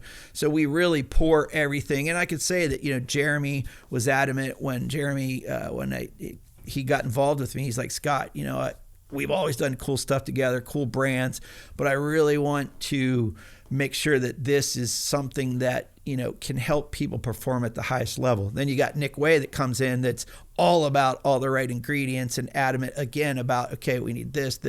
And the same with Chad. Chad got involved. We were actually over in Italy together, and, Chad and I go back quite a ways. And, I wasn't necessarily like, pushing that, hey, you got to get involved with this. And, he liked what we were doing. He's like, hey, let me try some of the products. And then he got involved. And then it also helped Adam, win his outdoor championship a few years back. And, he got involved. So, again, I'm grateful that I'm involved now in something that is all about health and wellness, because it also continually has me investigating, looking into, like, all of a sudden I'm eating spinach, kale, and arugula, every single day, because I watch this whole thing on ingredients and magnesium and with mental health for men should consume, those 3 greens every single day. Because this doctor, his dad died of Alzheimer's and dementia, blah blah blah, and he was and I watched this entire thing about ingredients and magnesium and those 3. So I'm crazy about spinach, kale, and arugula every single day, because I don't want to have my cheese sliding off my cracker, as I think they said. I just saw that in a recent movie. Yeah. So anyway. So trying to the long game of life. I completely agree, and it's I guess hard to keep it in the front of your mind at all times. Like when you're just dealing with the day-to-day stuff that kind of like, I guess, naturally draws your attention to the what's my problem right now kind of vibe. Yeah, and then what you think are problems or what we think are problems, and I'm fortunate and blessed enough to live in Carlsbad, on a 4 season. There's 4 seasons to my left, Park Hyatt behind me. So my whole neighborhood is, the Aviar Golf Course. You have La Costa Resort and Spa. So it's golf. You have the beach, then you have the lagoon. And it's like, every day it's like, wow, would you ever, I was on the phone with a great friend of mine, Tim Swart. He's now the marketing director at K2. And we have great conversations, and, I'll maybe start talking about things that are problems. And he's like, Scott, did you ever think when you're that kid that lived in Connellsville, Pennsylvania, that, by the way, I didn't even have a dirt bike? My neighborhood buddies, their parents were able to buy them a dirt bike. But I would build bicycles, and I would, we'd go up in the field and we'd build these little dirt tracks and jumps and da-da-da. So when they got dirt bikes, I went and mowed a motocross track in the field, or up behind our house, the field, and I did sticks with white string, and I outlined and made a motocross track, and I would take care of this track and make the whole track in this field.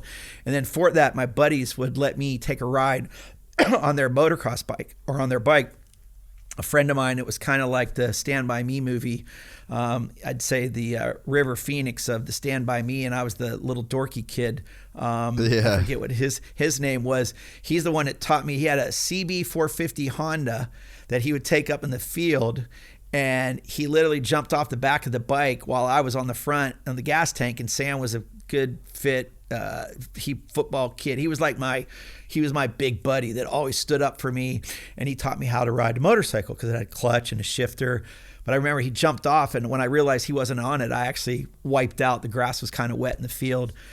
But that all then came to all my buddies got bikes, and then I would get to take rides on their bikes because I was the guy that built the track, and I was the guy that tended the track. And then finally, when I saved up enough money and I was able to buy my own, I eventually became better than them really quickly. So that's what was really cool, that this motivation of not having something. And then when I got it, I'm like, okay, I'm going to seize this opportunity. And then got pretty good at it quickly. But where did I go where did that rant begin? Sorry, that was a rant. Well, I guess just like the different problems that aren't really problems. So point being is living there, which even not having a bike was probably my biggest problem of the day. Then when I got a bike, my biggest problem was when I was at school was, okay, when is school going to be over? Class going to be over so I can go home and ride my bike. And, all of those things, and now, like, would I ever have thought that I'd be where I am, and the things that I've been fortunate enough and blessed enough to be a part of and creating, and the successes, would I ever thought in my wildest dreams? I literally used to drive. This was one of my jobs. I was, other than the denture factory, making the dentures in the back, I would literally pour the stuff that looks like your gums around the teeth. That was my job. And then I became a Schwann's frozen food salesman, which is this, I don't know if you've ever seen this trucks in the United States. It's a big company. It's $2 billion plus company out of Marshall, Minnesota. But I was a home door-to-door frozen food salesman. So would I ever have thought when I was doing that you'd say, Scott, in 20 years, 30 years, let's see, that was 30 years ago, that you'd be living in California, in Carlsbad, which you used to watch on ABC Wide World of Sports, working on your dirt bike at minus 17 below in the garage, and see a helicopter fly over the ocean, over the track, sunny, beautiful. And I would always say, I just need to get there. And now I live there. Yeah. Would I ever have thought that I would be there? No, don't. I mean, do I think that my mom always used to say, well, if you get halfway to your dreams, you're going to do just fine. All my buddies called me like the dreamer. Yeah. They wrote on the basketball pole everything that I was going to be a professional at. Football, baseball, basketball, dirt bikes, motocross, all the things, bodybuilding. I was big into weight, but I never got big. I was a skinny little guy. By the way, I watched the Arnold Schwarzenegger documentary. Amazing. Got to watch that one. It's really good. So all these dreams I had, I was a huge dreamer. So do I think that my dreams were dreaming to be there? Yes. But but realizing those dreams has been a blessing and a reward, and I'm grateful for. And but now looking back to where I am now, I have to remind myself that if I think I have problems, go back to with all of that you didn't have. Did you have problems? Were you happy? So it's about finding happiness without all the crap. So. Yeah. So what was the journey then from Pennsylvania to like the first, I guess, like what your first break was that then led you onto the path that eventually gets you here? So when I was racing in Pennsylvania, I became good friends with Jeff Glass. Jeff Glass was, I don't know if you remember Jeff Glass, surf detergent guy. So Glassy he would race the nationals and supercrosses. I mean, Jeff, he had his national number, I think as high as number 54. I ended up I didn't have the money or the, to really back a program to do it at that, to even go race, all over the United States. I did race, nationals and qualified at Steel City and at Troy and, but still didn't have the money to really do it, put a serious effort into it. So I ended up traveling with Jeff Glass, helping Jeff I wouldn't say I was a mechanic because I'm not Mr. Mechanical, but I was good at the pit board, good at helping drive the box van, good at being your wingman driving all over the United States. And that took me out to California, but then also put me in with a lot of the guys, and growing up with Davey Coombs and Timmy Coombs, helping work at High Point. I used to work during the week before the National, to pay for my entries for races there. And me and Timmy and Davey became really good friends. And I met a lot of the guys, Ronnie Lachine and I became good friends, and I created this brand Rip Rock, which a lot of those guys ended up endorsing and wearing Rip Rock. There was a sticker then put in a sticker kit with Axo and Jim Hale. And so I was developing this brand, although it was, targeting this kind of surf influenced lifestyle. I started engaging the moto community, and shoot, Johnny O'Mara, still great friends with Johnny to this day. He got Rip Rock down the back of his legs on his pants when he was factory Cowie. And, Jeff Stanton signing autographs with Rip Rock, and Jean-Michel Bale was Rip Rock. So I caught the attention of the moto community and business, and then Jim Hale offered to buy the company. Well, I couldn't afford to buy a plane ticket to California, so I literally drove all the way to California to meet with him about buying Rip Rock. From Pennsylvania to California in my Volkswagen 16-valve Scirocco to meet with him about buying my company. And so he decided that they were going to buy Rip Rock, and then I went back home, and then they changed. They said, look, instead of buying Rip Rock, what we want to do is hire you to come out and design like hats and t-shirts and casual wear and shorts. At that time, this was, early 90s, that was 92, 91, 92. And it wasn't really, the casual part of moto wasn't, there wasn't the Fox, like where they have all the gear and all the brands that have the full, after casual wear. So I came out to California and was there for 3 years, 2.5 years, doing all of the casual wear, and then they decided, I don't know what the decision was there. Jim Hale, rest his soul. He actually is the one that brought me out. He passed away a few years back unexpectedly. Was a really great guy, so when that came to an end, I wasn't really sure what I was going to do, and I took a few months. I actually went and stayed with Bob Moore in Europe in 94. I went to Europe with Bob in 86, was kind of his wingman as well for the GPs. And then I was like, shoot, what am I going to do? Actually, in the meantime, was at Shane Trittler's helping his parents. They had a boat shop. I actually was a boat salesman for a little bit. And then I had a gentleman in Georgia that decided he wanted to buy Rip Rock. He was a clothing a manufacturer. The brand was Johnny Cotton, Steve Winder, and Steve Murray in Winder, Georgia, and said, hey, I want to buy Rip Rock. So I loaded up my 16-valve Scirocco with everything I owned other than my bed that was in the girl's place that I had rented a room from.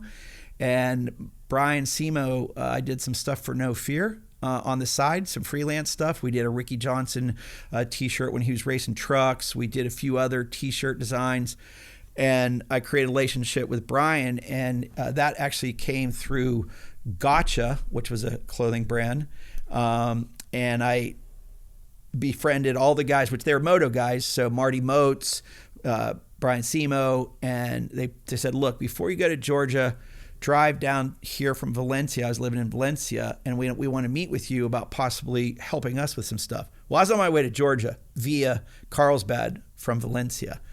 Yeah. Had a meeting with them, sat out on the picnic table over on Faraday, where WMG's office is right now. It used to be the No Fear building. Yeah. And sat with Brian Simo and said, all right, come back tomorrow. So I stayed at the Motel 6 off of Palomar Airport Road, the exit you go to Carlsbad Raceway where the Grand Prix used to be. They said, come back tomorrow. I went back the next day, and they made me an offer that kept my butt in California. And I had to call Steve Murray in Winder, Georgia, and say, hey, the train's stopping here in Carlsbad. Sorry, Rip Rock's not coming to Georgia. And then that's where I landed, is Carlsbad, and then was at No Fear. Did a lot of stuff there. Actually put together a manufacturer deal. A gentleman I met while I was at Axo.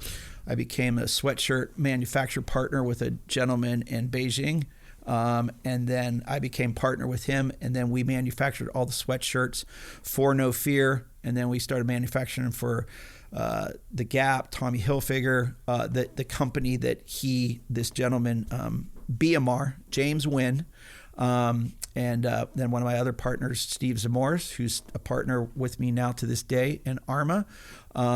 We had put together, not only was I a designer, but then I became a manufacturer partner of all of the sweatshirts at No Fear. And I mean, that company went from zero to $150 million in 7 years in sales. And, back in the early 90s, I mean, that was quite significant. So, yeah.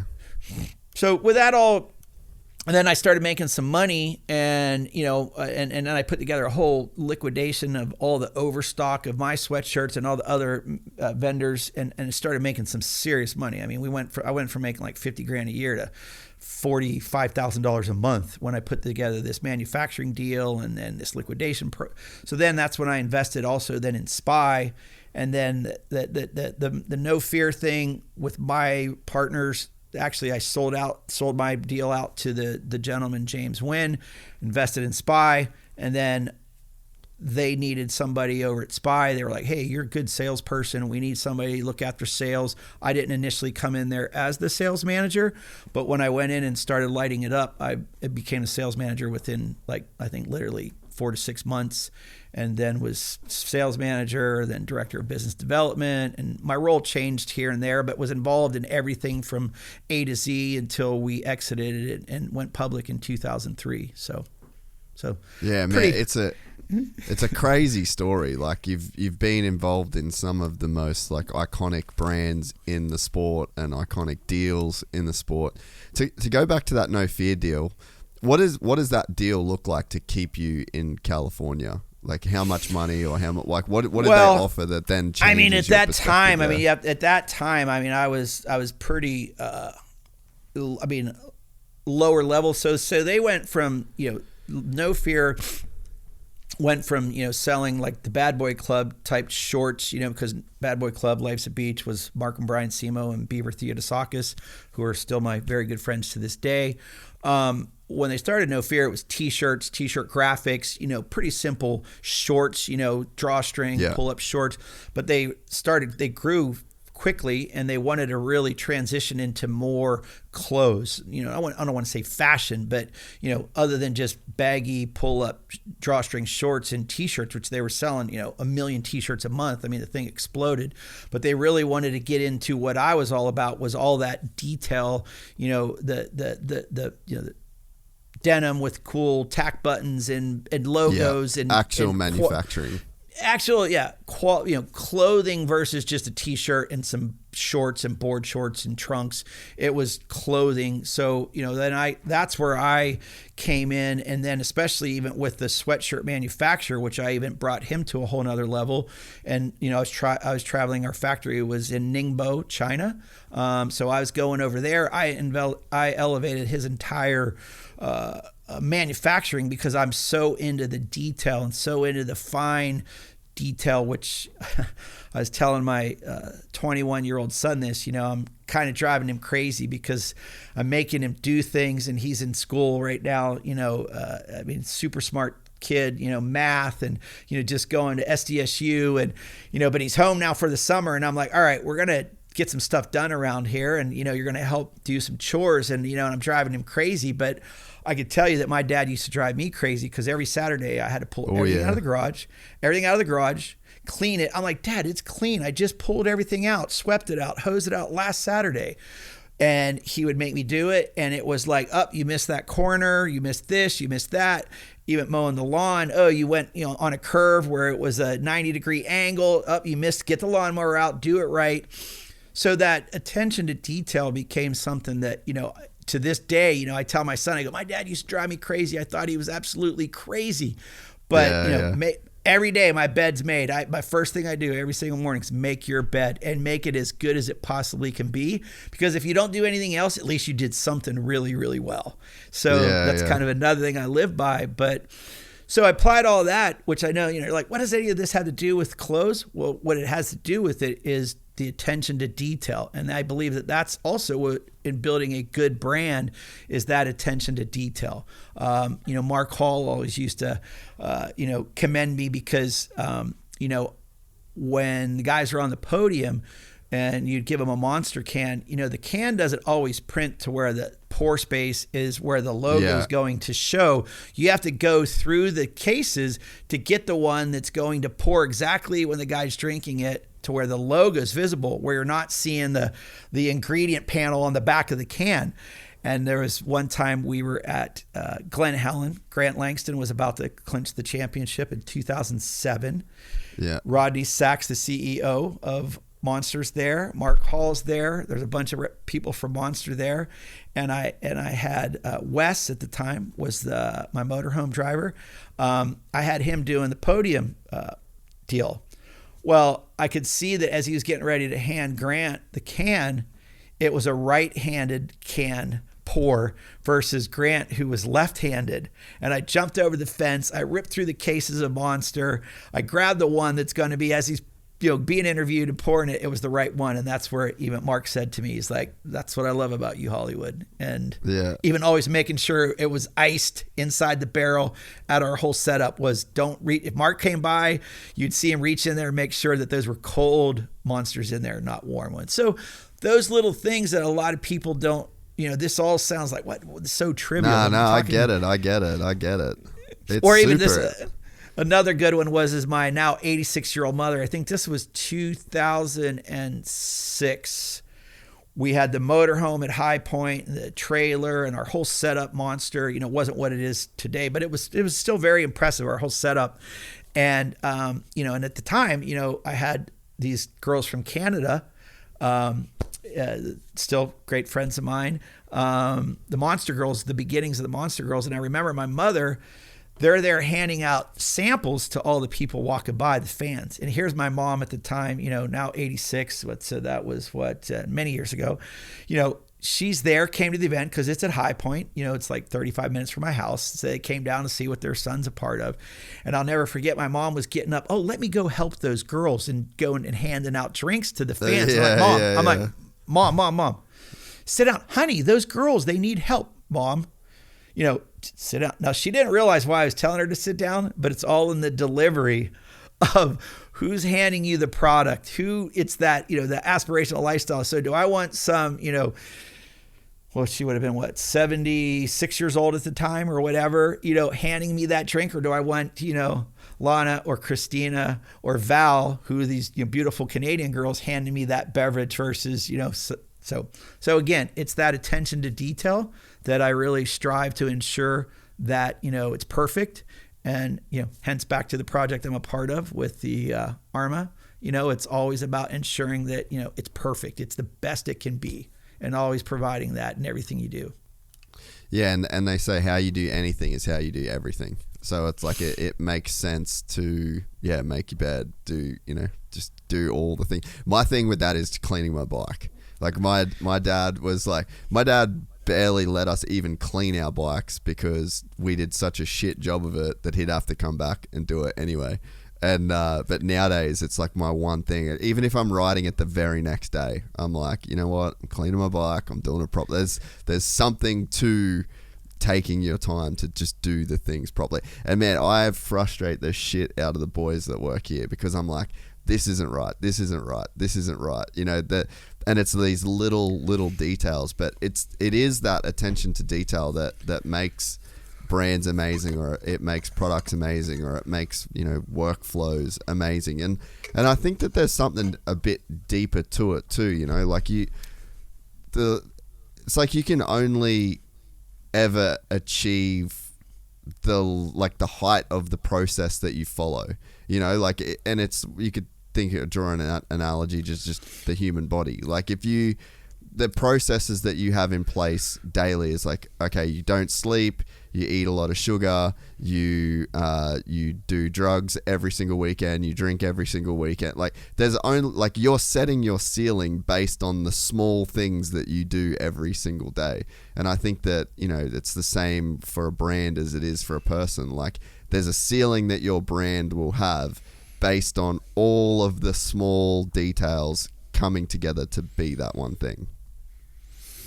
I mean, perfect now, saying or others, you only will get out of it what you put into it. So if you don't put all of those things into it, if you don't apply everything that you believe needs to be done to ensure it succeeds, you're not going to get ultimate success out of it. So it is, and especially when it comes to athletic performance, I mean, you can't just show up and not do the work. Now, some people can for a while, for a period of time. I mean, some people are just that talented that, Jason Lawrence, who I worked with for many years, a perfect example of that. Amazing talent. I would say that, people can debate that, he's one of the most gifted of all times. And I would actually say that I believe that he is one of the most gifted of riding a dirt bike, and now it's a matter of, then how long did it last and what did he apply to that ultimately maybe changed the course of how long it did last. I just think that you get out of things what you put into them. We did put a lot, he did put a lot at times into it, and he got a lot out of it. So, and same for myself. I mean, we just, great thing that you just said is like, shoot, if you drink every day or you party every weekend, or you're this to that, you are ultimately you're not going to get everything you want out of your life and out of life, and especially happiness, and especially the ability to do the things we love to do, which the things that we all love to do is our athletic things, whether shoot up, how many times I've missed an amazing ski day because we partied too hard the night before. And it's like you're somewhere in the world, or you're going on a heli trip and you're like, oh man, I don't think I can make it. You're like, really? Come on, man. Like you blew, like that's a bucket list opportunity for most people, but it's what you put into yourself at that moment that you weren't able to get out of that opportunity that you ultimately wanted to. So, and again, every day is a reminder to myself of, okay, do I want to take full advantage of that opportunity? Yeah. What's going to determine that is what decision you make prior to wanting to fully capitalize on that opportunity. Yeah. Because if you make a different choice in the beginning, is going to give you a different result in the end. Yeah, no, 100%. So with Spy, so you were an investor in that company, and then you were a part of like taking it public. Does that company then give you the freedom, like you kind of didn't have financial troubles, or not troubles, but like you could financially do whatever you wanted after that point, or like what did that deal look like for you? Unfortunately, no, that didn't. I'd say, when you go public, I mean, I'd say that it was all teed up for a lot of us to do really, really, really well. And it didn't in the end, especially if you hung on to your stock too long. A lot of people say to me even to this day, oh, you told me to buy the monster stock, but I sold it too soon. So, a lot of it has to do with timing. And, it's not like I was I would say, for myself, more it was what I did day to day, being a part of building Spy. I mean, I was, literally packed a suitcase full of snow goggles, went on the road, traveled all over in my rental car, and going to all the different ski resorts and launching our snow goggle program, and being a part of, the development with the Moto goggle. And, I raced 80 out of 96 nationals on amateur day while I was the sales manager and business development at Spy, because I would go travel with the sales reps, meet with accounts during the week. We'd invite them out to the race on the weekend, and FMF actually used my bike as a display bike. I was fortunate, FNS Suzuki, they gave me 4 bikes a year. And I mean, so what I was able to do while I was a big part of building Spy was more beneficial. Now, yes, I did make good money while I was there. I mean, every time though I'd hit a ceiling of maybe, making close to $300,000+ a year, management would change my deal. Look, in the end, I'm not like, oh yeah, they were screwing me. They weren't. It just, hey, look, they would change the deal. So that's when I decided that when we went public and, they were changing some more stuff with my situation, I was like, all right, this is time for me to exit, which I had also done Jeremy McGrath's Bud Light deal prior to that, where I put together, Jeremy and Larry Brooks came to me and said, hey, we're losing, Mazda as our title sponsor. And Scott, you can sell anything. Do you think you could help us get a title sponsor? And, I made a serious run at that with, designing. We did a deck. I did 100 different decks. I actually brought some of the stuff. I brought letters, Rolex, McDonald's, Pepsi, Coke, Miller. We sent out 100 decks, FedExed. Every one of them was designed for the brand. It wasn't like your logo here. It was actually the graphic was, the bike was Coke or Cheerios or Snickers, and the gear and the helmet and the semi. And I FedExed every single one of them. And I spent about $20,000 pursuing a title sponsor for Jeremy. But the reward was, getting a three-year Bud Light deal, which they could probably use our help right now. Bring back some of their mojo. Bud Light. But that then opened my eyes to, I can pursue something that, the sky's the limit. I like the idea of that there's no limit to what I can achieve successfully.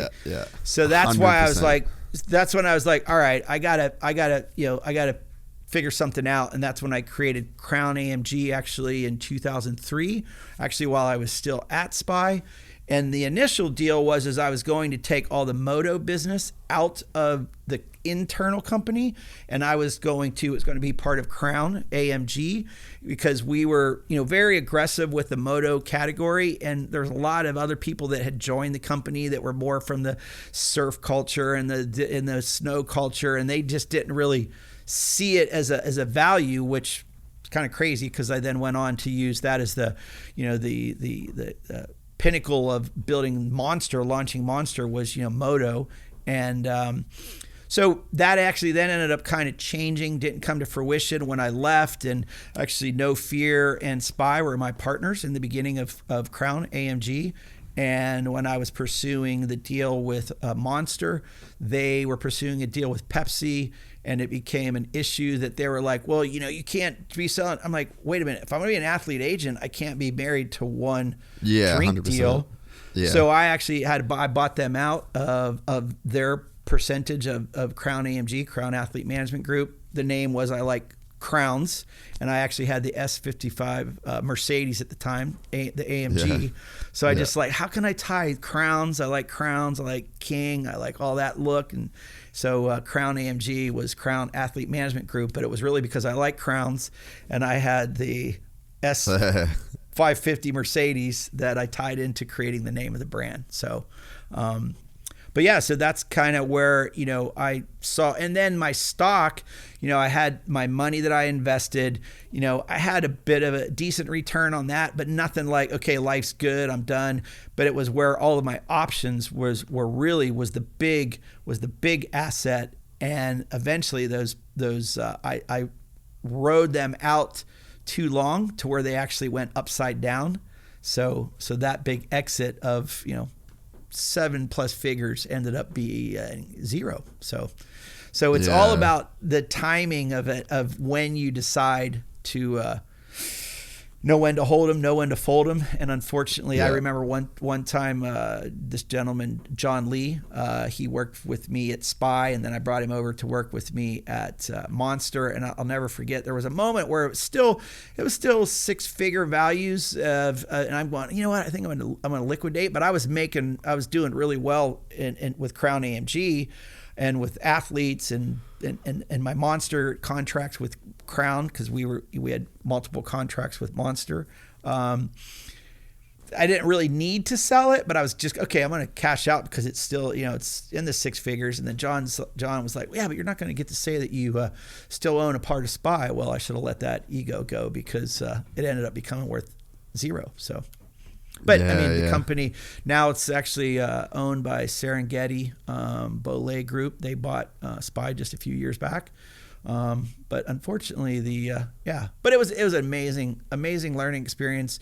I got to do so many amazing things. Like I said, skied all over the world at the time, launched the snow goggle. I was, behind the driving of that. So got to, go all over to every major ski resort in the country and ski with the ski directors and shop owners. And then, raced 80 out of 96 nationals over an 8-year period on amateur day. I mean, fly on the plane, fly jet, bike, badass, all, suspension, truck, it's like, what?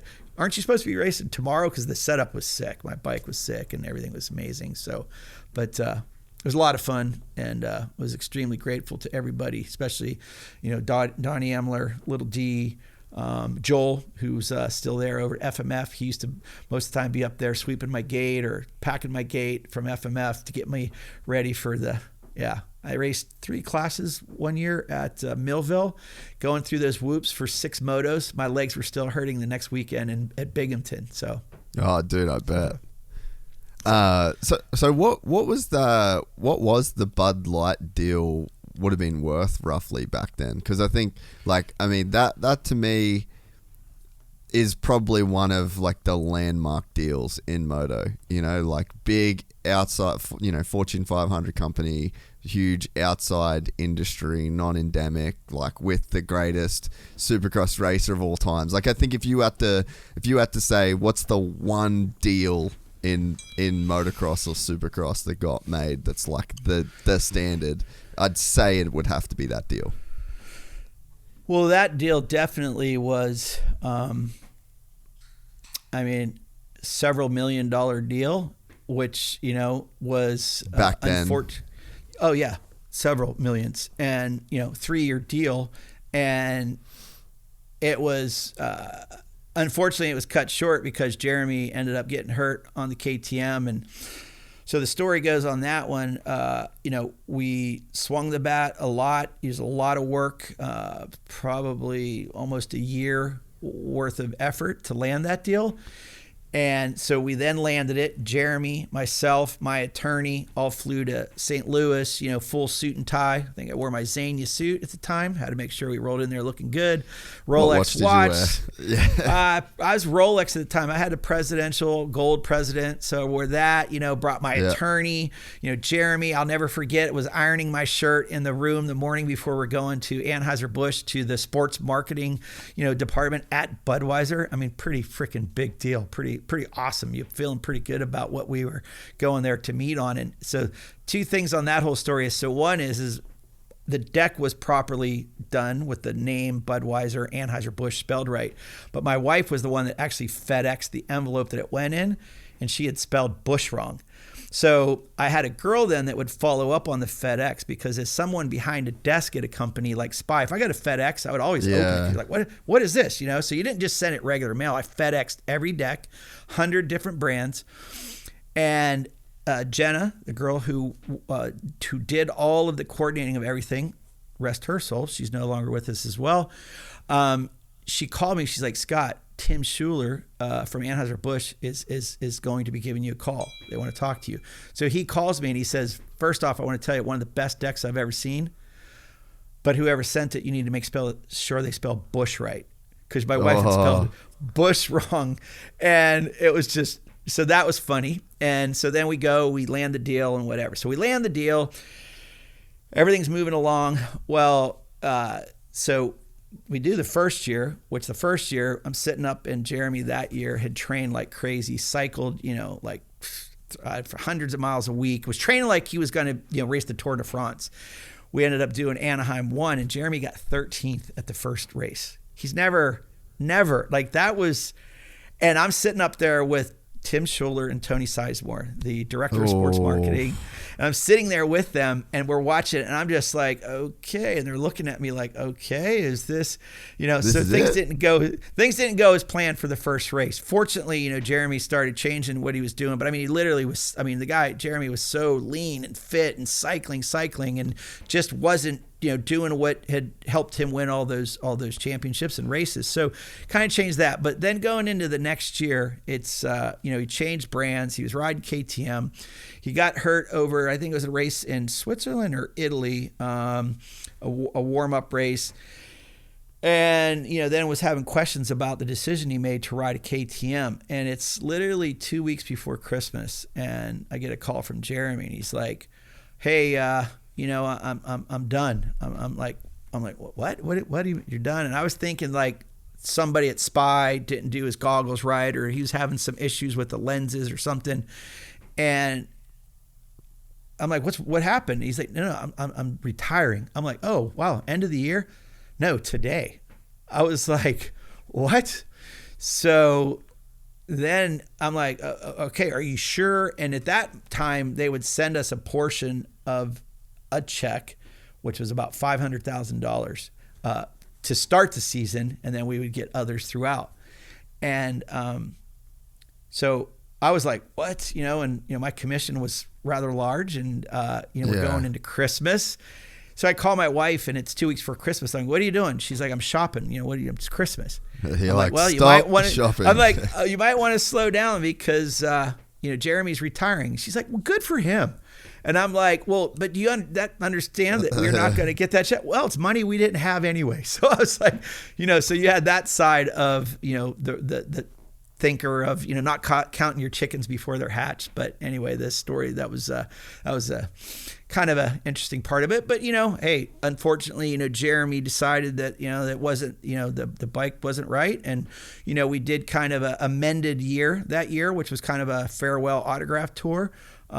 So that, I'd say that, look, I respect Jeremy's decisions, and you got to do what you think's the right thing to do. And especially if you don't feel safe and fortunately KTM has come a long way since back then, but, he made a decision what was right for him. Unfortunately, it wasn't one that was the best for me financially. It was a lot of hard work put into it, but, love Jeremy like a brother, and it was a good decision he made for himself. And hey, things have continued on. But that was a little bit of a Budweiser. They did the amended tour the next year, and which, by the way, everything that year too looked amazing. They had a big blow up on the roof, Bud Light, and they had all these stools and tables and TV. Everything, it was just amazing presentation, and it was just unfortunate for the sport that it wasn't able to go through to the end. But we actually did re-engage them a few years later. I was working with Kevin Windham a bit, and we did go and meet with Tony Sizemore and Tim Schuler, and we did re-engage them about bringing Budweiser, especially with Kevin being a good old boy from Mississippi, and the red Honda and Budweiser, and we went out with them. We met. They loved the sport. They loved motocross, supercross. Even Tim Sizemore, who was the gentleman that also oversaw all their NASCAR property and personalities. Even when he went to Anaheim 1 and saw all the good looking young hip cool people, he was like, hey, can I attend all of these? I like this. This definitely seems like a good place to come and work every weekend for these events. So, but unfortunately we didn't put anything together with Budweiser to come back in with Kevin. Kevin would have been a great personality for Budweiser. It would have been amazing. But yeah, that was a big project, big effort, and yeah, it was a lot of fun. It was a great learning experience. Honestly, it would have been huge, yeah. Well, and it taught me though too. It was huge for me because then it gave me the confidence to, I did that deal. That was, I didn't leave Spy until 2003, create Crown AMG, but yet that gave me the confidence in 2000, then 2000 for 2001, that hey, I can do this. I can sell this, and I sold it. I sold to those outside sponsors, the influential youth demographic, the NASCAR influential youth demographic. NASCAR at the time, I think they've done over the years have definitely made it hipper and cooler, but yet at that time it wasn't. You had Dale Jr., who's cool, super cool, but I didn't perceive it as this hip, influential, cool sport that influenced brands and created brands, and so that's what I sold it as, and I was fortunate to land Bud Light. Yeah, I think there's something definitely to that. I talk about it a bunch on here. I'm definitely super into that side of it. I think a big part of my career, I think you were on like the marketing agency, you know, like the decks that you were building for Bud Light or whatever. I mean, you would like, we're still doing that now. Like what you were doing 20 plus years ago is still kind of like the standard. But I mean, for me, like I was a young kid with a video camera telling people in like 2006 and 2007 that videos on the internet is gonna be the thing, you know, like that was myself forever. And I've had to pitch to brands and pitch to race teams and pitch to riders, like, trust me, you're gonna want videos of you on the internet. And you know, I think it's so true what you said about we're such a young, cool, influential sport that a lot of brands, they would struggle to connect to this audience in those other sports like NASCAR. I mean, even, you know, like I think MotoGP is like probably at its coolest right now. Obviously, you know, you had like the Valentino and the Casey era, but I wouldn't say like that's like crazy sport and crazy action and drama, but I wouldn't say there's like cool personalities in it, you know.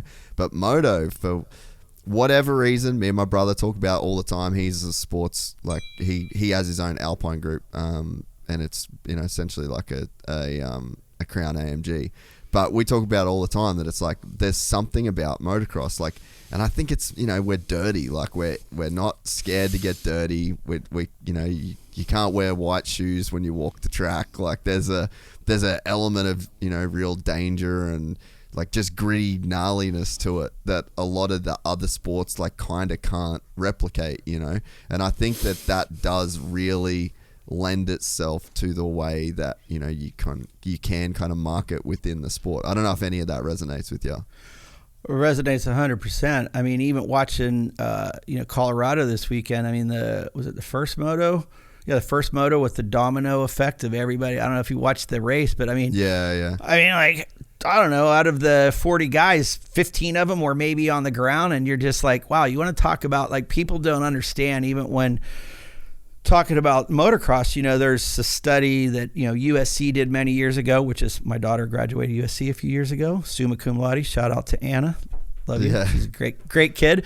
But they did a study on athletes, and, you know, they said motocross was number one. Motocross and soccer were the number 1, 2 physically most demanding sports. And, you know, I say to people, I go, yeah, but the difference even with soccer is like when you get fatigued and maybe you lose the strength in your leg and you miss that goal because you were tired. Well, moto, you come up short and you end up with, you know, I have a plate and 10 screws in my right ankle because I came up short on a triple at Steel City. It's like the consequences of error and fatigue are far greater than, I mean, any other sport. I mean, MotoGP is, the consequence of error can be hugely catastrophic there as well. But, you know, moto, you know, just the slamming, banging, you know, cleaning guys out, and, you know, fatigue and dirt and grit. And I mean, going into the first corner, I don't care what level of racing you're doing. I don't care if it's the beginner class or the vet class. Going into a corner with 40 dudes, the first corner, there's nothing like it that anyone can ever relate to. There's no other sport that I could say is a correlation or you know, emulates that feeling.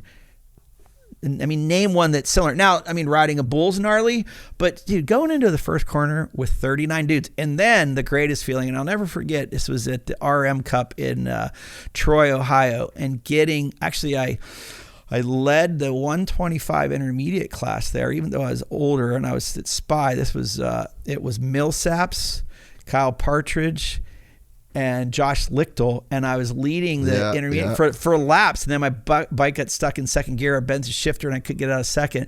But getting the whole shot with 39 dudes behind you and going down the long straightaway, there's a long straightaway at Troy, Ohio, there's no better feeling knowing there's 39 dudes behind you, and you're out front, and there's nothing that can give you that feeling. And, you know, I mean, that I've ever done. So maybe flying a fighter jet. I have a friend of mine that became a captain in the Navy and a fighter jet pilot, and we grew up racing dirt bikes, and he said that definitely has the same feeling. Pretty cool too. Yeah.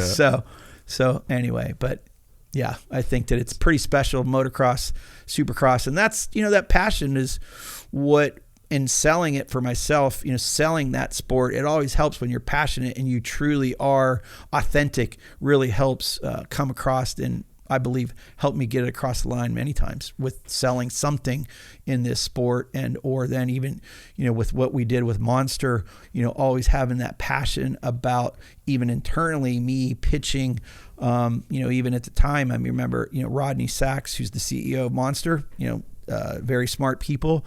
It took me a bit to get them to title sponsor Supercross over the finish line, but it was, what I believed was going to help create more sales around those events that, I then presented to them, that it wasn't just about sponsoring something, because as a salesperson, I always try to apply the thought process of, okay, if I do this, is it going to help me sell more product?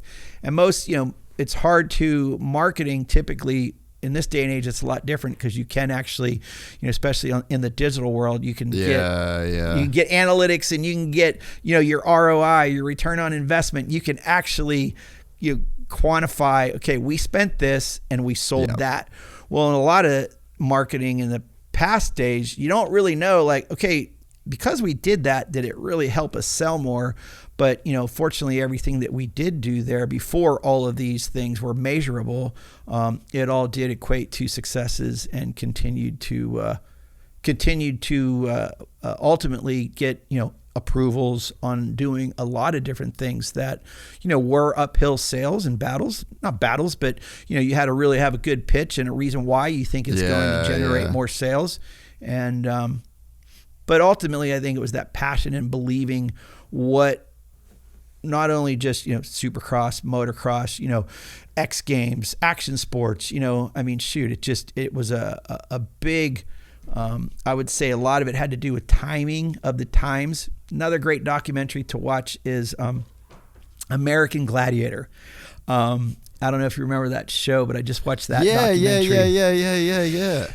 Well, it was interesting watching that, because when you watch part 2 of American Gladiator, they tried to bring it back in 2008, and times had changed, and I don't know if you it just was different. Yeah, I don't know if you remember what American Gladiator was, but it was these regular people. I remember when I was a kid. Enter, yeah. And then they would go in, they would battle these these dudes, athletes, girls and guys, but they had super jacked chicks too. That's what I remember.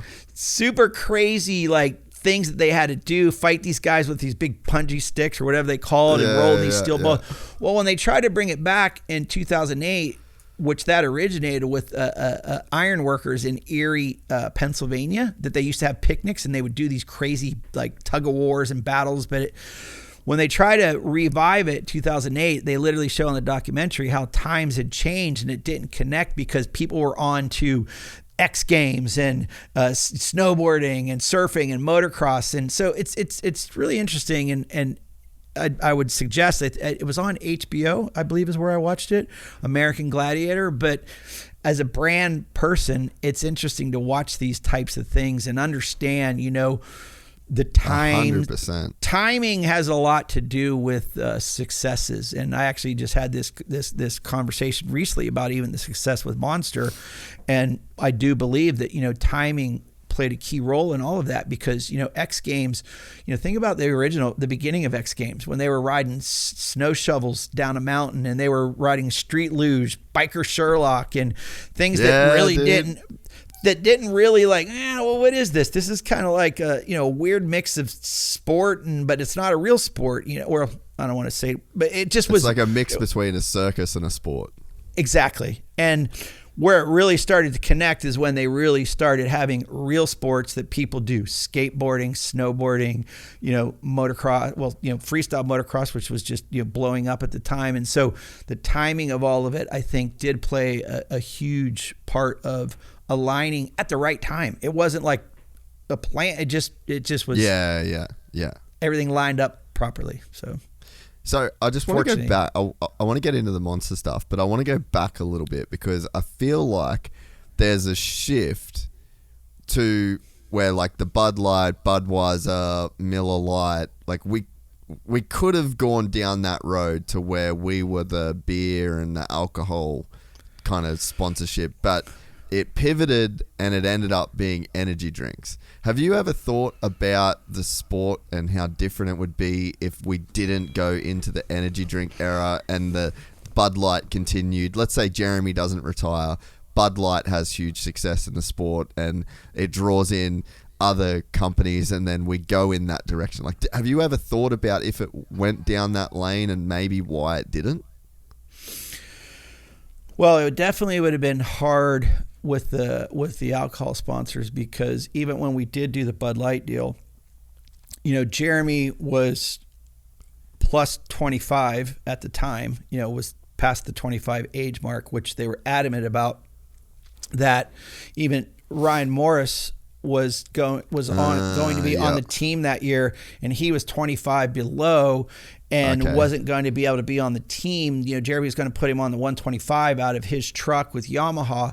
So the age issue was definitely it would never, I don't want to say never, but it would have been difficult to replicate what we've done with the energy drinks, because there was so much just that they had to be aware of with age. And even when Jeremy was doing merchandise with Bud Light on it, I mean, there were certain items that he couldn't put Bud Light on, like the little Hot Wheels character, because of the age of who it's appealing to. So I do think that was going to be difficult to, I did talk to Miller Lite at the time, Don the Snake Perdome, who good friends with, and to this day, good guy. Don was a Miller sponsored program, and we did meet with them and talk to Miller. So there was interest from more, and Miller was a big part of Supercross back in the 80s. I mean, shoot, Ronnie Lachine was up there. That's where he says he has his first taste of alcohol, was drinking from the Miller bottle at Miller Supercross, Miller High Life.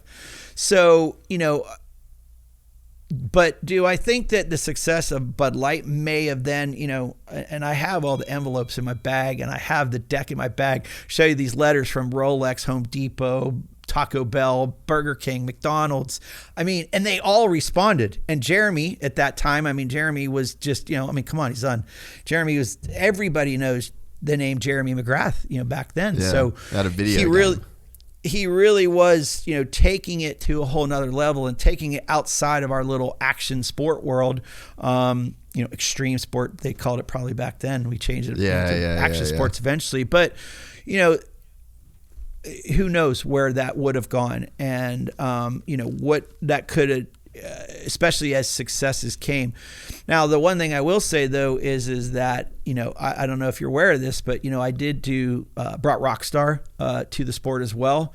So that was probably maybe one of the kind of steps towards the end and a demise to my relationship at Monster, that, which I don't know what that was, but my at Crown AMG, as I said to you early in this, was when it's very hard to have one deal, right? So when I did that with different guys, when I did No Fear, I had to buy them out because they're like, oh, you can't. So when I did I had contracts with Monster, but I was not, it was with Crown AMG, and my contracts did read that, I had to have the ability to work with other energy drinks because I worked with athletes. So at that time, and I actually in 2003 started pursuing them for do you know who the first Monster Energy Supercross rider is, by the way?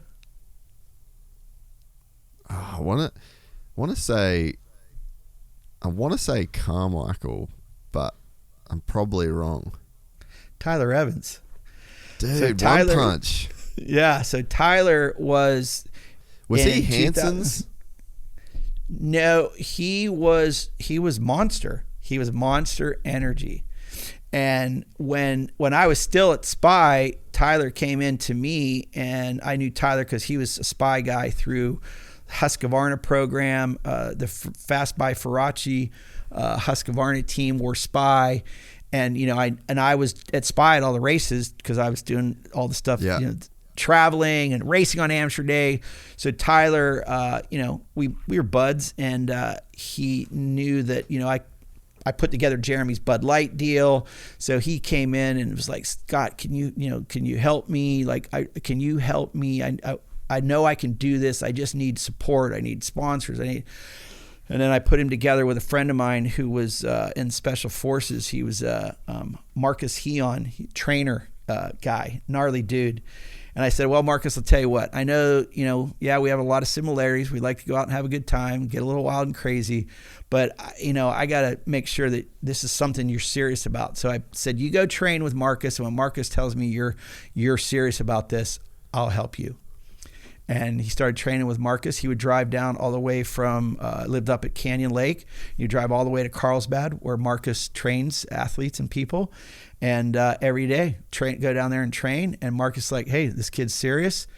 So then I put together a deal with him, which him and Tucker Hibbert, who was the snowcross athlete and moto guy, were the first people I started working with Crown AMG.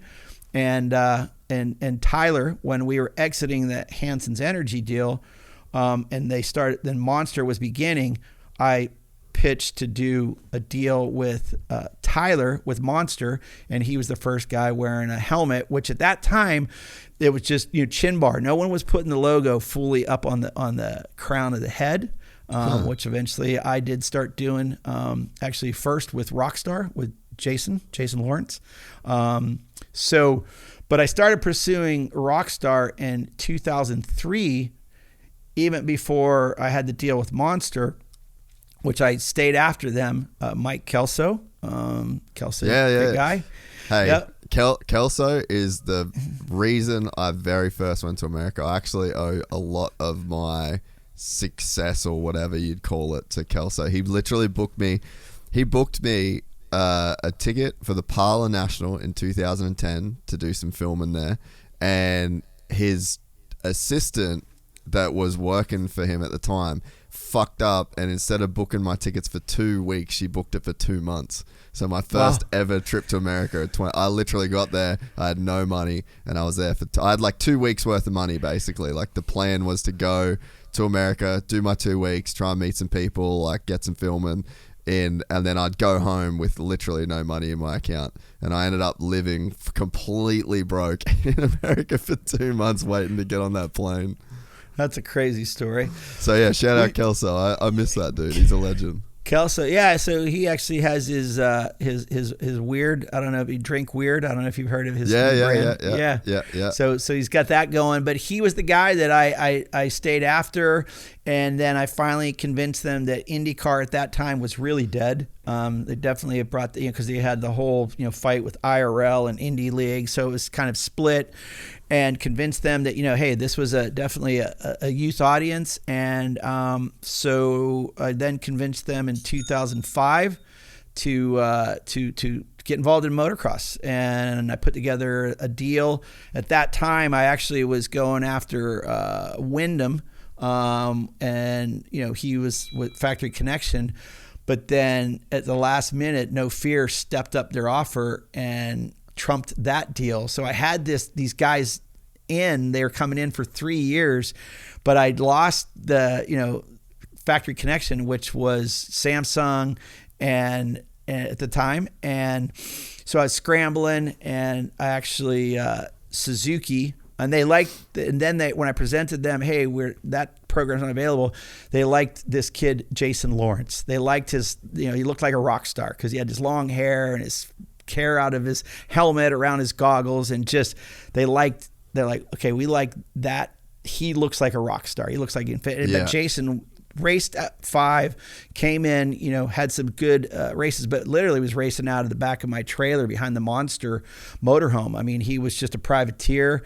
out of the back of the trailer, and Suzuki supported him with bikes and some stuff, but I mean, it wasn't some factory effort. And his first national, I mean, he got 5th in Moto 1 at Southwick. And then was riding good throughout that year out of just a kind of a privateer program out of the trailer, but he also was a Monster kid. He was one of the first Monster athletes as an amateur at Loretta Lynn's. I started working with him in 2004, and I mean, Jason went from $1,500 a year to Very, very, very good deal at the end of his Monster deal when he won the championship, and then AM/PM money that came along with that.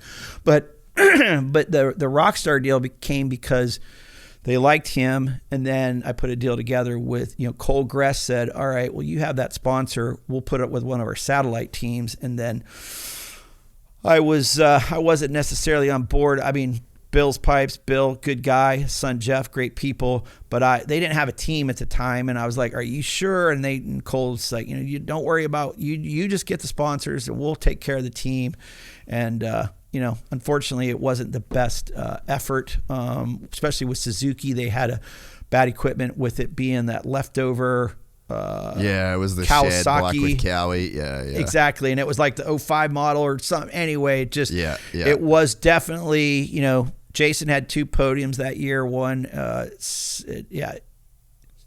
San Francisco Supercross, and then they had 2, San Francisco Jason, and then Brownie got a podium somewhere. And that's right. Brownie was on that team. Yeah, so it was Brownie, Hamlin, Ryan Mills, and Jason Lawrence. And I actually had then I was representing Hamlin, and then Brownie. I put together the whole roster. I mean, Brownie, which Mike Brown, amazing person, good, to this day, still great relationship and friendship with him. And, he uses the ARMA products, which, made it.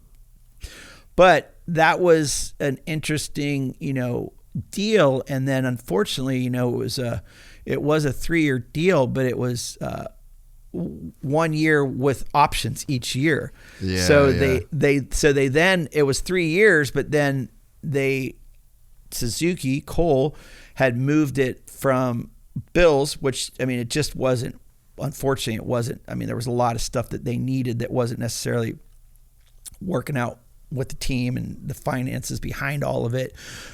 So they then ended up taking it to WBR, Williams Brothers Racing, I believe it was. That unfortunately ended up becoming a big deal because I brought the deal to them, Suzuki, and it wasn't, they then didn't want to pay me when they took it to WBR, the commission. Well, I brought Rockstar to Suzuki, not to Bill's Pipes. And that unfortunately ended up becoming a legal battle with Suzuki. That was very unfortunate, especially when I busted my ass for 3 years to bring an outside sponsor, which at that time, you didn't have, Rockstar wasn't there yet. I mean, I'm sorry, Monster wasn't really there yet. Yeah, they were, Monster just started in 2002. So nobody was really completely all in yet. And, and not supporting the industry. Like nowadays, it like almost supports the industry in a sense.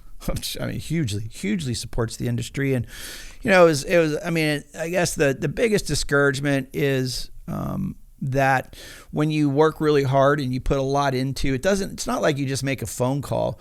I mean, you got to be relentless. And you got to stay on top of it. And then when you have a warm lead, when you have the Glengarry leads, I don't know if you know that movie, Glengarry, Glen Ross, but when you get the good leads and you have a warm one, you have to stay on it and you nurture it and you stay on it and you stay with it.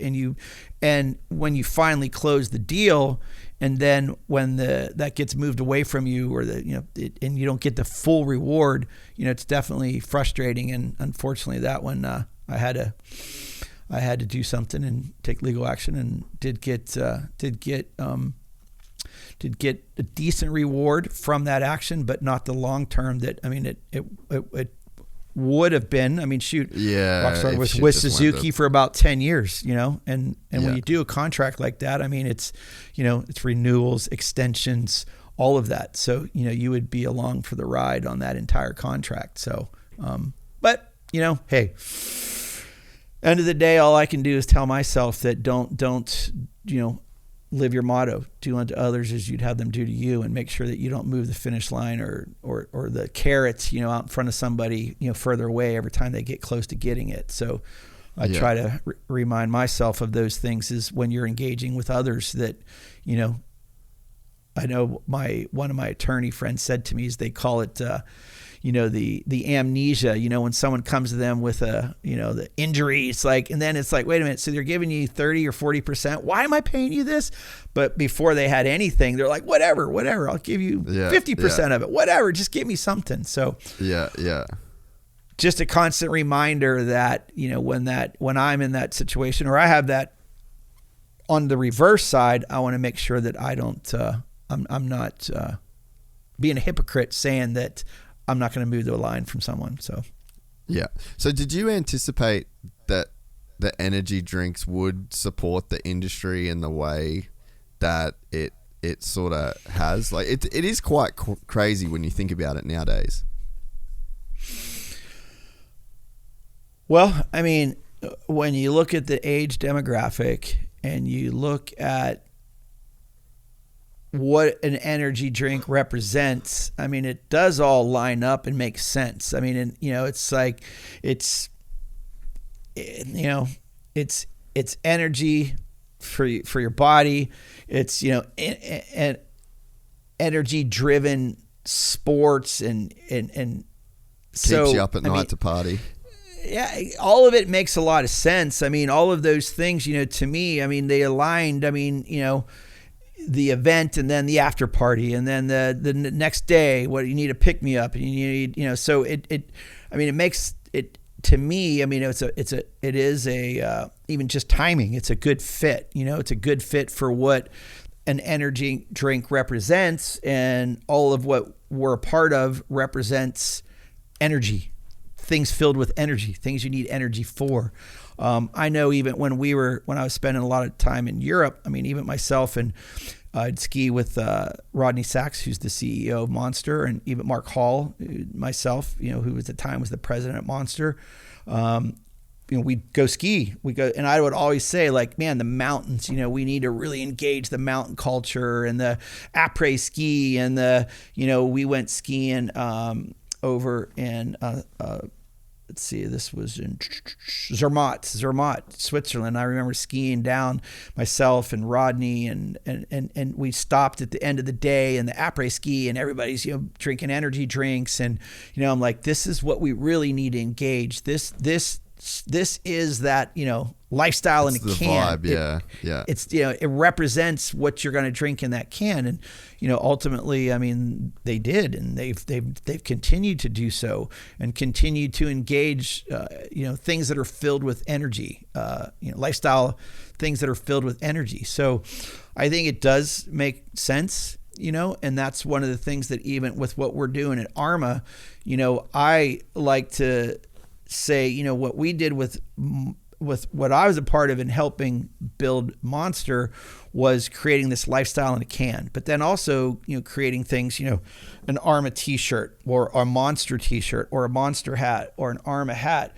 It was then creating a lifestyle that then represents who you are. When you see somebody when I representing ARMA, hat, a t-shirt, sweatshirt, whatever it may be, you'd like to believe that it's not just something they're putting on their clothing, but they're also ensuring that whatever they're putting their body, they're trying to get the most out of their ability to do what they love to do at the highest level. So there's a correlation between what I'm saying by what I'm wearing, but also by what I'm doing. And that's where I think also in with Monster, and even at the time, Rockstar, I was a part of, putting those deals together where they then started making apparel with one industry. And I was the part, I put that all together with Monster and with Rockstar. And, that was a big billboard for people that did those things, that lived that energy lifestyle, that then represented that, hey, I live a life full of energy, but I also consume a lot of energy. So there's a good marriage of those two to then tell that story of their brand. And that's one of the things that in the supplement space that I don't believe really exists, that there's a Monster, Red Bull, Rockstar's fallen off, in my opinion, really have fallen off of of what they used to be before those guys were fortunate enough that Russ Weiner, the owner, was able to exit for $4.8 billion. But what it used to represent, isn't to me what it used to now. I mean, I'm sure all the people that are sponsored by them are grateful to it. But Monster being to me the leader of what the branding with, what you can represent as who you are when it comes to apparel or helmets that are painted that you can buy and this, that, and the other. But I think in the supplement space, that's my vision and goal, is to build a brand that when you're wearing an ARMA hat, t-shirt, sweatshirt, it represents who you are and the type of lifestyle that you live. And I don't believe that there is a defined brand in the supplement space that truly that exudes that there's a lot of huge brands that, trust me, I'd like to have the success that a lot of the brands in the supplement space are having. But, for example, a Vega that, they sold for $500 million. You don't see anybody wearing a hat, Vega, no one's repping it. Or a, let's see, even Athletic Greens. I don't see anybody wearing an Athletic Greens hat, t-shirt, sweatshirt, and they're valued at $800 million. Great brand, good products. But for me, I want to have amazing products, an amazing brand that represents who you are as a person, how you live, what you participate in, and then also amazing products that you can consume inside your body to help you perform at the highest level. Yeah, and I'd agree that there isn't really like a monster of supplements. Definitely, it just doesn't. People just don't rep it in that same way. So yeah, I definitely agree with you there. And there are big ones. There are big ones. Optimum Nutrition. They're huge. Yeah. But I don't see that anybody, I want to create, again, I enjoy the brand experience of, how we talked earlier, even your analogy of the flower bouquet, all the pieces of the bouquet that make this pretty bouquet or this, so that to me is, I don't think has been completely done in the supplement space. That's my goal. My vision is to do so. Yeah. No, I can see it. So, what do you think about I guess, is there a reliance on energy drinks and that money? Do you think that the sport had a bit of complacency around the checks that were getting written by Monster, Red Bull, Rockstar? Because it seems like once those companies entered the fray, that we really didn't see the Samsungs, we didn't see the Napsters, we didn't really see a lot of the outside industry sponsors as much, I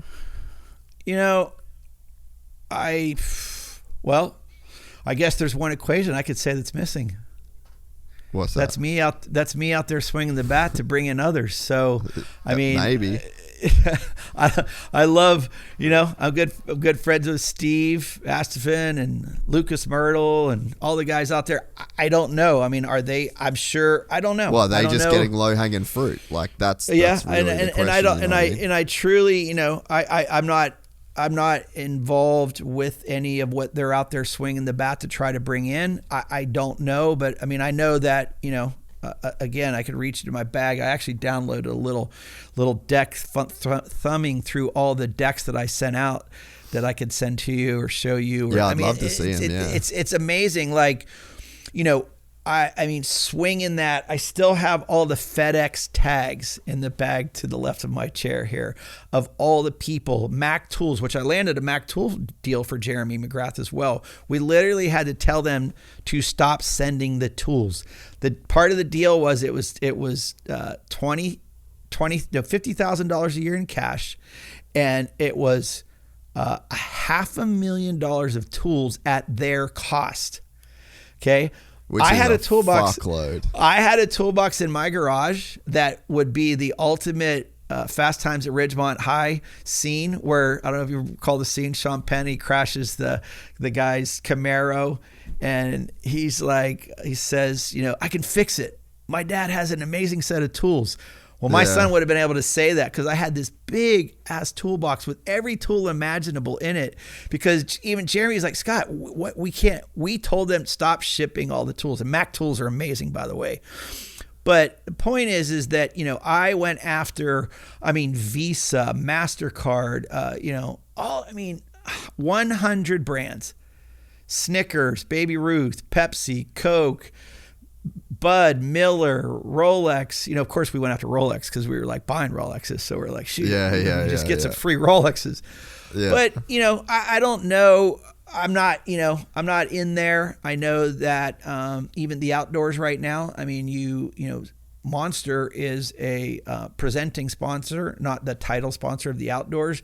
And I know they're out there trying to hustle one up. Again, I don't know, guys. Maybe it's just that you're missing Hollywood. Sorry, I'm just not being full of myself. But I swung the bat. I swung it a lot. I'm sure they are as well. I'm just joking. But I don't know. I don't know why it is. I mean, if here's what I say. Not always, but I say is if you look at the success that those brands had on building their brand on a huge part of Supercross and Motocross, whether it be Monster, Red Bull, or Rockstar, if you look at that, I would say that to all those guys out there, I mean, what you have the successes. I mean, Monster is a $60 billion market cap currently, and that stock just went crazy too. Yeah. Man. Fuck. And it continues to do so. And again, I'd say that, I mean, Rodney Sachs, Hilton Schlossberg, Mark Hall, all those gentlemen over at Monster, smart guys. It continues to grow and, continues to grow and grow and grow. So, I mean, for anybody out there selling Supercross, motocross, even action sports, youth culture, I would use those as examples of look at the successes that they had in doing so with these things, and that's what I would be pitching. Yeah, because I think we're in a real interesting point right now to where, and I think Supercross is on the up, and it's like obviously my career is like kind of tied to the sport in a sense, like that's my first kind of love, and I've seen my own growth in the space, and I've seen what I've been able to achieve like on my own as like my own business, like building my own brand, and I'm like, fuck, there's some real shit here. Like there's a crazy good demographic. It's right in the right age that brands want, and it just seems like we don't have the representation of brands within the sport that we probably could have. And right now, like, dude, Jett Lawrence is the David Beckham of motocross. Like Myrtle has a golden goose right there. And, like if there's not that, if we're not seeing like a Jeremy McGrath 2.0 coming in the next like couple of years with Jett and what Myrtle's got to work with, like I actually don't think that there's ever been a canvas to paint on the way that you could paint on Jett Lawrence right now. Again, you look at all of the things that even Jeremy. I mean, Jeremy and I have had this conversation as well, and he had a great another person involved with him was Cheryl Lynch. She was his publicist, and she was the one that would get him a lot of the outside exposure that I would say a lot of that maybe has become the interest in doing that of even the riders. I mean, I even asked Jeremy that even just recently, like, Jeremy, is there times where you did? He's like, dude, there's most of the time I didn't want to do that stuff. I didn't want to deal with it.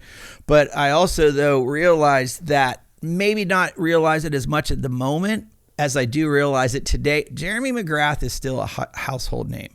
Jeremy McGrath, 100%. If you tell anybody, if you say, motocross, Supercross, motocross, they're like, what? And you tell them,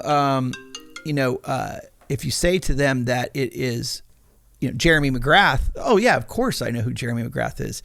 And I think that, there was a lot of things that were involved to get Jeremy outside of this little niche community that were people like Cheryl Lynch and, then other opportunities that came around because he did this one that then led to that one.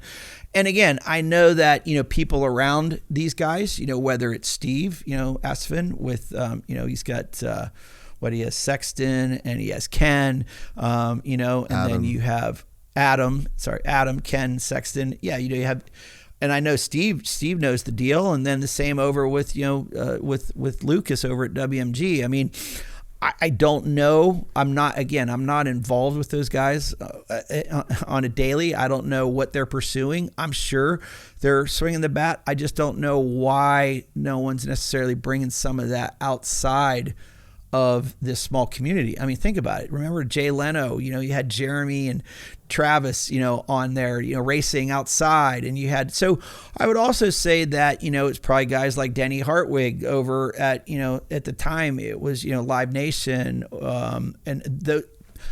I can't necessarily say who the players were that made all of those outside opportunities come to reality. I know some of the instances is that, Cheryl Lynch did do a lot of those for Jeremy, but I would say that some of those things is what opens then the eyes to a broader sponsor opportunity, that if it's not just being sold to this same community that we all know. So I think that's what, Jeremy, like I said, I got responses from almost all of the 100 decks that we sent out.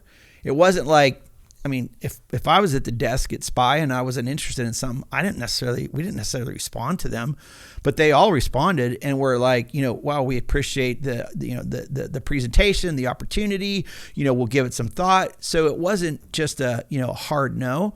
And again, I don't know what those guys are pursuing and how many warm leads, potential leads that are coming up, interest, no interest, or even if they're actually swinging at those at all. I'd assume they are, but I don't really know. I don't know the answer. So, but yeah. And I think, sorry, go ahead.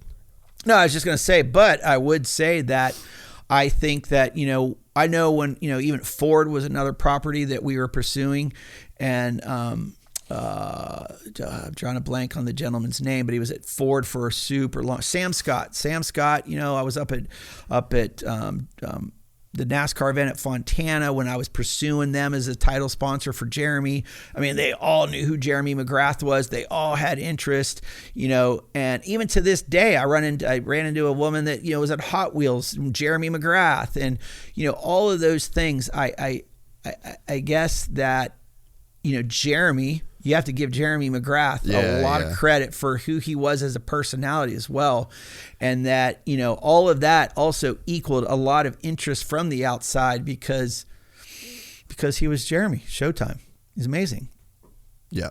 Yeah. And I think that's sort of the next point I guess I wanted to make, is that you have to have a rider and an athlete that's willing to put the sport on their back in that sense, because to play the other side of the court for Jett, it's like, okay, well, I'm making $100,000 every time I win from Honda, and then I'm getting, a little bit of prize money, and then I got my Alps deal, and then I got this deal, so it's like I ain't struggling for cash, and it's like, do I really want to put myself out there in that way? Do I want to go to all of these extracurriculars? Like, is that going to take away from the racing? Was it just that Jeremy was so much better than those guys that he could afford to go out and, do the press and do the, appearances? And it must just take a special athlete to want to put the sport on their back, to want to be the face for a sport, and to, want to kind of push it forward. And I look at James like, man, what James could have been for the sport. James was still obviously incredible for the sport, but, you got this young black kid in a all-white sport that came in and he rewrote the rule book on physics, it seemed like, and had the MTV show, and but it seemed like all of that kind of turned him the other way. In a sense, it's like maybe he just wasn't the right guy to put the sport on his back and to kind of push it to that next level. Maybe it just wasn't in him to, want that side of life, maybe the way that Jeremy kind of did. I'm not sure. You can also maybe look at it and say maybe it was Ricky Carmichael's fault, because Ricky stepped up the game on the training and the fitness and how serious you had to be. And it's like, so, I mean, you could maybe say that as well. But, I know that Jeremy, like I said, we have talked about that, and he did say that, yeah, it was definitely a drain on, did you want to do it? But I can tell you that, I mean, to this day, he would say that he's grateful that he did, because, those are the things that still make him, relevant. I mean, he still to this day, has amazing deals with all of his sponsors, and, I mean, keeps himself in the light of the sport, even with the science of Supercross, and he still does certain races that keeps him relevant to the racing community. And, Jeremy does all of this and lives the lifestyle every day, and it's provided him the ability to do so. All those extra things that he did, I think, really did make a difference. Now, it doesn't hurt that he won 7 Supercross titles, and I mean, all of that ultimately puts him above everybody else as well. But it was all that extra stuff that he did that I really think is what the outside world, I mean, I was on a call last week with the gentleman in the supplement space, and he's not even a big moto guy. And even he says, everybody knows who Jeremy McGrath is, it's like 100%. So, that to me is whether or not you really want to do that stuff right now, it's going to continue to pay you huge dividends once you're done.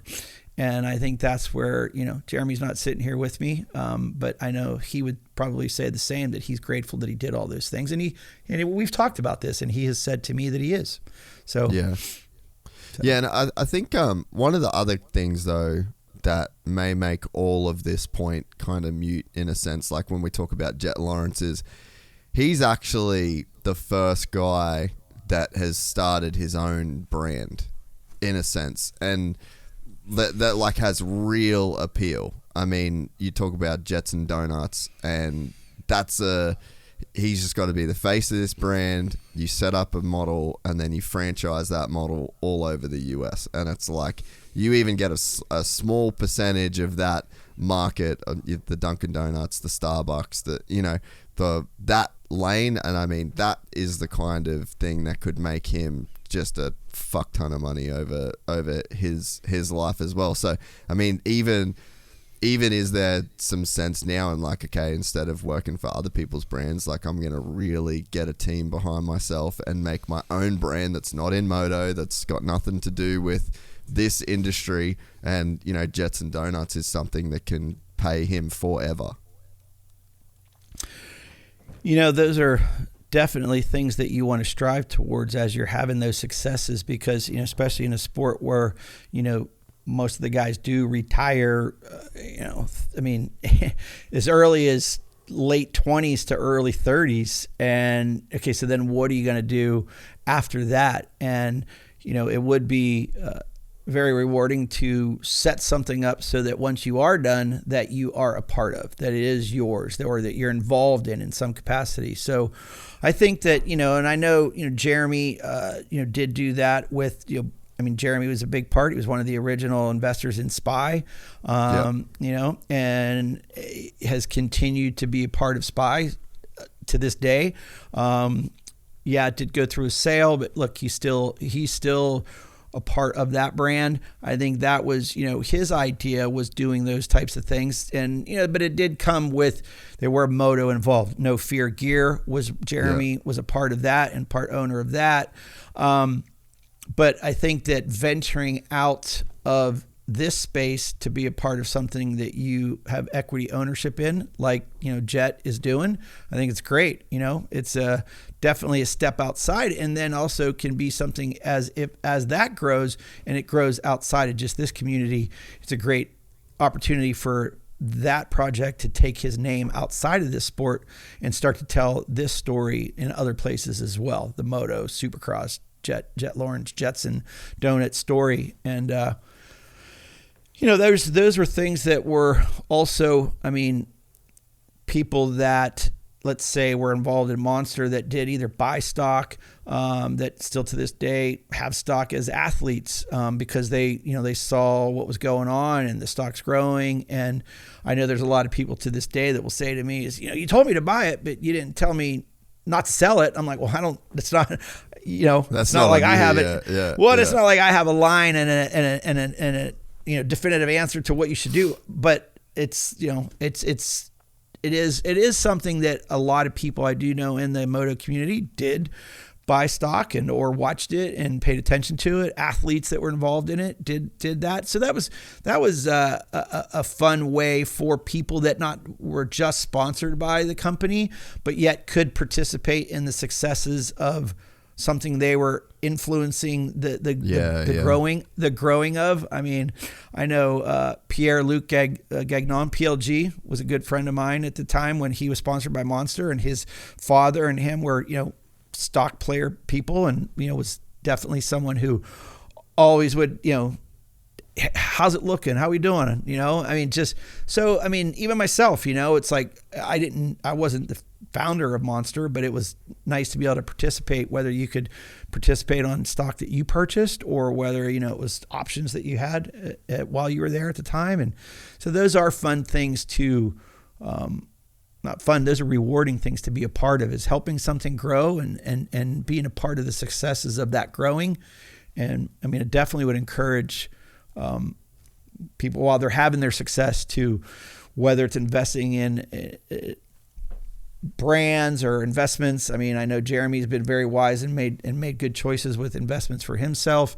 And I think that's one of the things that, as you're having those successes, it's not just about buying all the things you want. It's about ensuring that you can continue to buy the things you want. So be wise and invest So.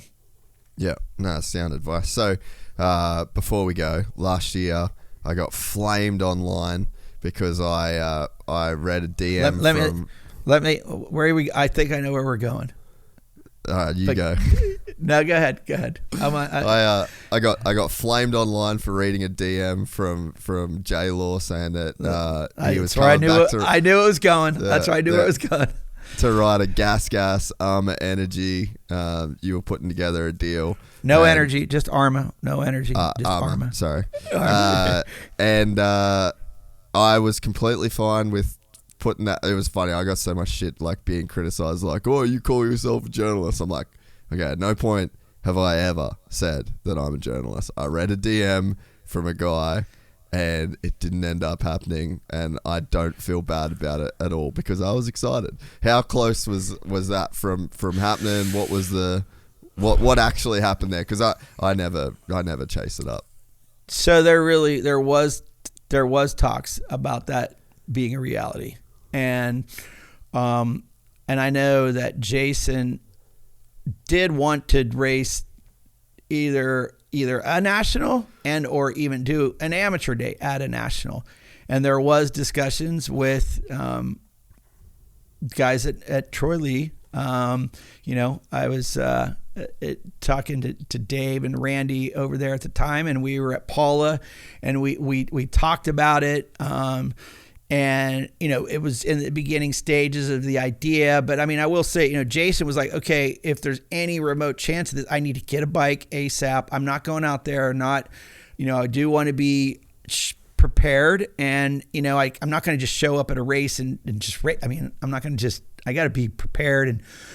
But I also know that, he then, and he's kind of bummed because everybody's like, oh, he's going to race, and then it didn't happen. And then he's like, oh, it's just the same old, Jason stuff. He's coming back. He didn't. And he did actually end up getting COVID pretty seriously last year. And, did anything actually, I mean, were there some efforts going towards that goal? Yes. Even put in a call. There's a call that went into several high ups. We'll just leave it at that, about getting the equipment, the bike. And then, so there was definitely real conversations about that. It wasn't just that Jason, I mean, that came to you and there wasn't really some substance behind that. But it didn't happen. And, so look, I've been in the corner with him since the beginning, and whether it's a national or it's Amateur Day National or it's Loretta Lynn's, I just think it would be awesome to. I mean, Jason loves to ride his dirt bike. Jason loved being a part of what he did, and I think maybe he was difficult to engage with the fans and people, but he did like he liked it. He enjoyed those people, and yeah, you know, I definitely time is ticking though. So it's you know, it's I don't know what a realistic idea. And my thing I always say is look, until I'll support an idea that he comes to me with and try to help make it a reality. But you know, I think it has to be his idea, and you know, see what happens from there.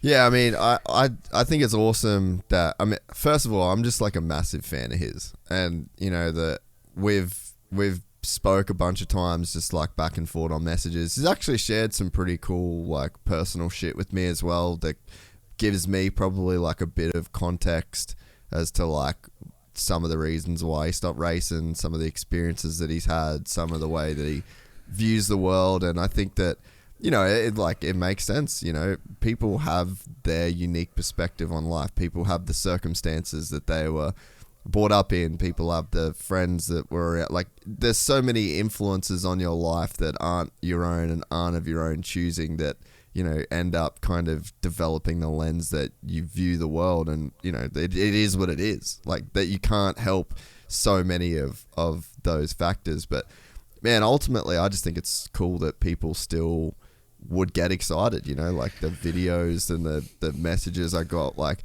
people responded to him. And I think that, and I've said it a million times, like I think it sucks the way that it just went with him and the sport. Like I don't think people knew what they had in him. I don't think that people understood the value of him at the time. I think he was just seen as a bit of a problem child, maybe like a bit of a stain on the sport at the time. But I really think that he was the Deegan to the Pastrana. He was, you know, like there was a role that we should have embraced for him to be in the sport. And I think that if everyone kind of had like a big picture view of exactly what he could be, and if some things got done differently, I mean, I think that you're right, like that the kid's a rock star, you know. And I think that he would have made everyone else look even better, and he would have made himself look cool in the, you know what I mean? He would have brought everybody up. Well, you I didn't want to interrupt you, and because you were saying everything exactly. I had dinner with Carrie Jo Coombs, who's a big supporter of Jason, and Davey Coombs, they are, you know, they support, they're fans of Jason as well. And my, you know, dinner with them at Paula, you know, we were talking about Jason, and the sad thing is you're 100% right. And the sport really did, you know, not embrace him, and in fact had, you know, pushed him away. I mean, when the interaction with him in Villapoto, it's like, okay, it was back and forth, but when you get the bike launched on you and you get sent to the starting line, 40th gate pick, and fined $7,500, and Villapoto $2,500, how's that right? You know? And, you know, when he wins every moto at Loretta Lynn's against, you know, Ryan, which, you know, I respect Ryan's ability and Ryan as well, but Jason won every moto and then didn't get the Horizon Award. I mean, those are the types of things that's like, wait a minute, what do I have to do to be recognized as, you know, one of the baddest dudes in this sport, instead of, yes, and I know that, okay, he did things that maybe that they weren't happy with, but at the same time, I mean, just what you said, I agree with you 100%. I mean, you had you have the good guy, the bad guy, the this, the that. It's like you had the yin, the yang. It's like, embrace that, you know? And I mean, you know, the fines that he received, I mean, he got $25,000 fine for, you know, T-Bone Hepler when they were battling for second, and Jackson Supercross in the 450 class, $25,000 fine. And then, you know, and how do you justify that when the prize money is fuck all? How are you going to win that back even? And I think that year his fines totaled like $62,000 that year. Like, you know, I mean, and it's just like, and I mean, it could be a little off, but they were a lot. And, you know, and then he even donated, you know, $5,000 to, you know, Asterisk Mobile Medical. I mean, he was a giving person. He pulled the bike down off the hauler for one of the brothers at Jacksonville. What's the brothers' names? They played, one's a band guy. Anyway, Jason gave him a 250F that was on the truck for him to race because his bike had broken. Drawing a blank on their names. But point is, I mean, I just think that it was a raw deal for Jason that they, you know, yes, I understand that they didn't like a lot of his behavior, but dude, I mean, to this day, to have people still talking about the guy, I mean, when 100%. There's a post and I look at the comments, there's the love, the hate, you know, there's the haters and the lovers. And then it's funny, I was watching the race this weekend and James made a mistake. Stewart, as he's like, and if it was Jason Anderson out there, and it's like pretty crazy that, I mean, I caught still, that, but still like, and it was in a situation, a rough riding situation, but the first to mind, and, you know, sorry, James, if I know that was an accident when you said it, but Jason Lawrence came to mind. And it is unfortunate because I do think that there isn't personalities like that anymore. And I know that, you know, maybe a lot of even what was suppressed that he had done had discouraged a lot of people moving forward to act in that way because, you know, they not going to get the full reward of maybe what their potential is because, wow, I saw what happened to J-Law and Jason Lawrence and, you know, 100%, I want that same to happen to me. So everybody, you know, and look, and again, I'm not being this, you know, Bible preaching, you know, telling people how to live and, you know, and I have a relationship with God, but, you know, it just seems like a lot of people have become this cookie cutter, same presentation, same speech. You know, first time Jason was on the podium, he dropped an F-bomb, you know, he literally, it's like, you know, when he was at Daytona and he led, you know, 18 of the 20 laps at Daytona in the first 450 race, you know who he thanked on the podium? The bartenders at Razzles, no one else. Like for cutting him off or something? No, the night he's like, I told the guys at Razzles if I got up here. I mean, who thinks? I mean, it just was crazy that he thanks the bartenders at Razzles on his podium, and it's just, you know, it's like those types of things. Which I actually enjoy when I watch someone get interviewed and they don't thank the list of all the sponsors. Cause I just think it's like, come on, man. It's just like everybody's got the list. Everybody has a list and there's someone with a pit board. Like, it's like, really, I appreciate and respect the guy that goes up there, kicked ass and says, hey, thanks to my team and did whatever. And that's it. Done. Peace out, you know? And, you know, sometimes maybe a couple additional names, but man, when they read the entire list, you're like, really? Yeah. So, anyway. Well, I just think, you know, there's a lot of people. I wish I was doing this back then. You know, I would have just been fucking drinking the Kool-Aid and, you know, because I feel like that's the thing that I really try and do with the sport is like, I'm going, all right, big picture. What's this guy's impact? Who can this guy be? Who can he be for new fans of the sport? Like, and it just seems to me like everyone dropped the ball at that point in time, and we just got funneled, you know what I mean? Like the Dungey mold, and it was like Carmichael, and then that led to Villapoto and Dungey, and then those guys had this effect. Like, we're only just now getting over that stage of the sport, you know, like. And I think nowadays, like, you look at a Jason Anderson, I mean, he went through a very similar trajectory.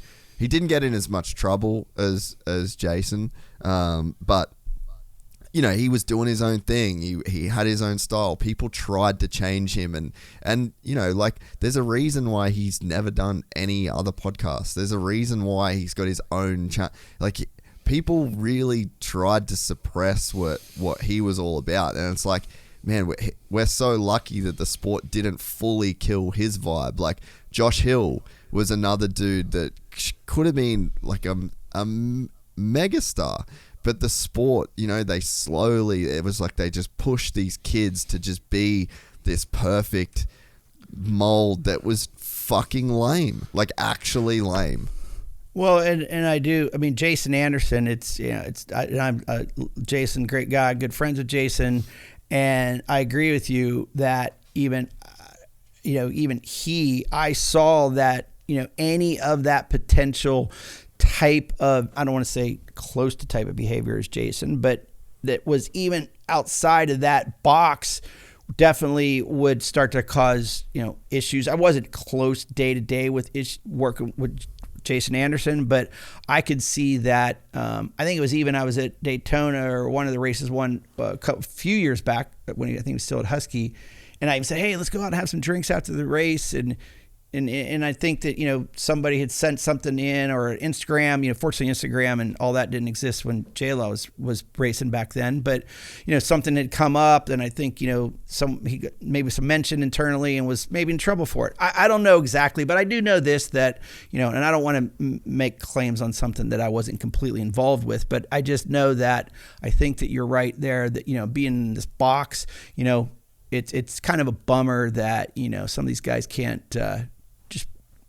release a bit of that, who they really are and some of that stuff. And I mean, so I think the cookie cutter stuff, I don't like all the cookie cutter, same old, everybody being the same, like you said, robots type stuff. So, but I mean, hey, huge shout outs to the guys that were successful, Ryan Dungey's, Villapoto, very successful, but I do think that it would have been nice to still have them with also the other side, and continue 100%. To have that as we go down the road of this sport is you can have those guys that truly are those cookie cutters.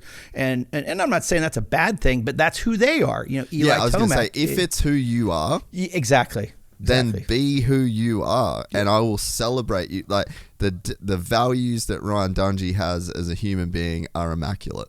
Like he is an 100%. An impeccable person, and we should never want him to be different. But when there's somebody that comes along like Jason Lawrence that isn't Ryan Dungey, we should celebrate him too.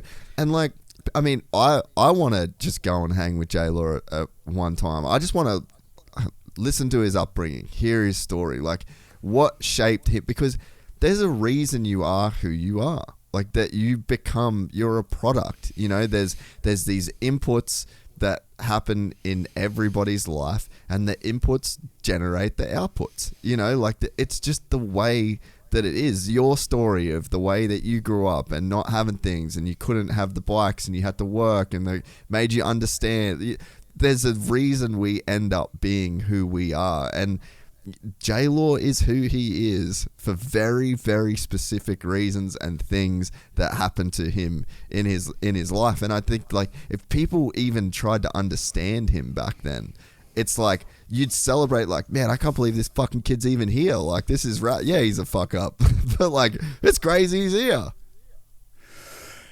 Yeah, and I mean, like you said, I think all of it's all those petals that make up the bouquet, whatever the bouquet may be. Yeah. And it's all those things that create what this outcome of this personality is. And, it was exciting. I mean, I could tell you that, walking out of the bus door, going to the starting line, I always knew, I'm like, I don't know what we're going to get. If the light switch comes on, we could be racing for the win, but I don't know what we're going to get, but it's going to be exciting. It was always exciting. It was always entertaining. I know that Pro Taper did a back page of the magazine ad. It was are you entertained? And it was Jason, and Jason was very entertaining. So, whether it was the podium speech or it was his riding style, his clean outs, I mean, it was entertaining and he was exciting to watch. And so I do think that, it would be great to have another personality that comes along that's not that same, that is, you got that hardworking, Dungeys and Villapotos and Tomacs, and where's the other side? Maybe it's Talon Hawkins coming up, 339. There was 338. There's 339. Talon Hawkins, super cool kid from California. He had a sick whip this week I saw, and I used to do some stuff with Talon. But it would be cool to definitely see a different personality that is a little bit more, that's not just the same and the cookie cutter. But so it would be interesting. I agree. So have you heard how Jason's doing? Like, is he doing good? I know the guy fucking loves to ride. Yeah, there you go. That's so sick. Oh, dude, I love that guy.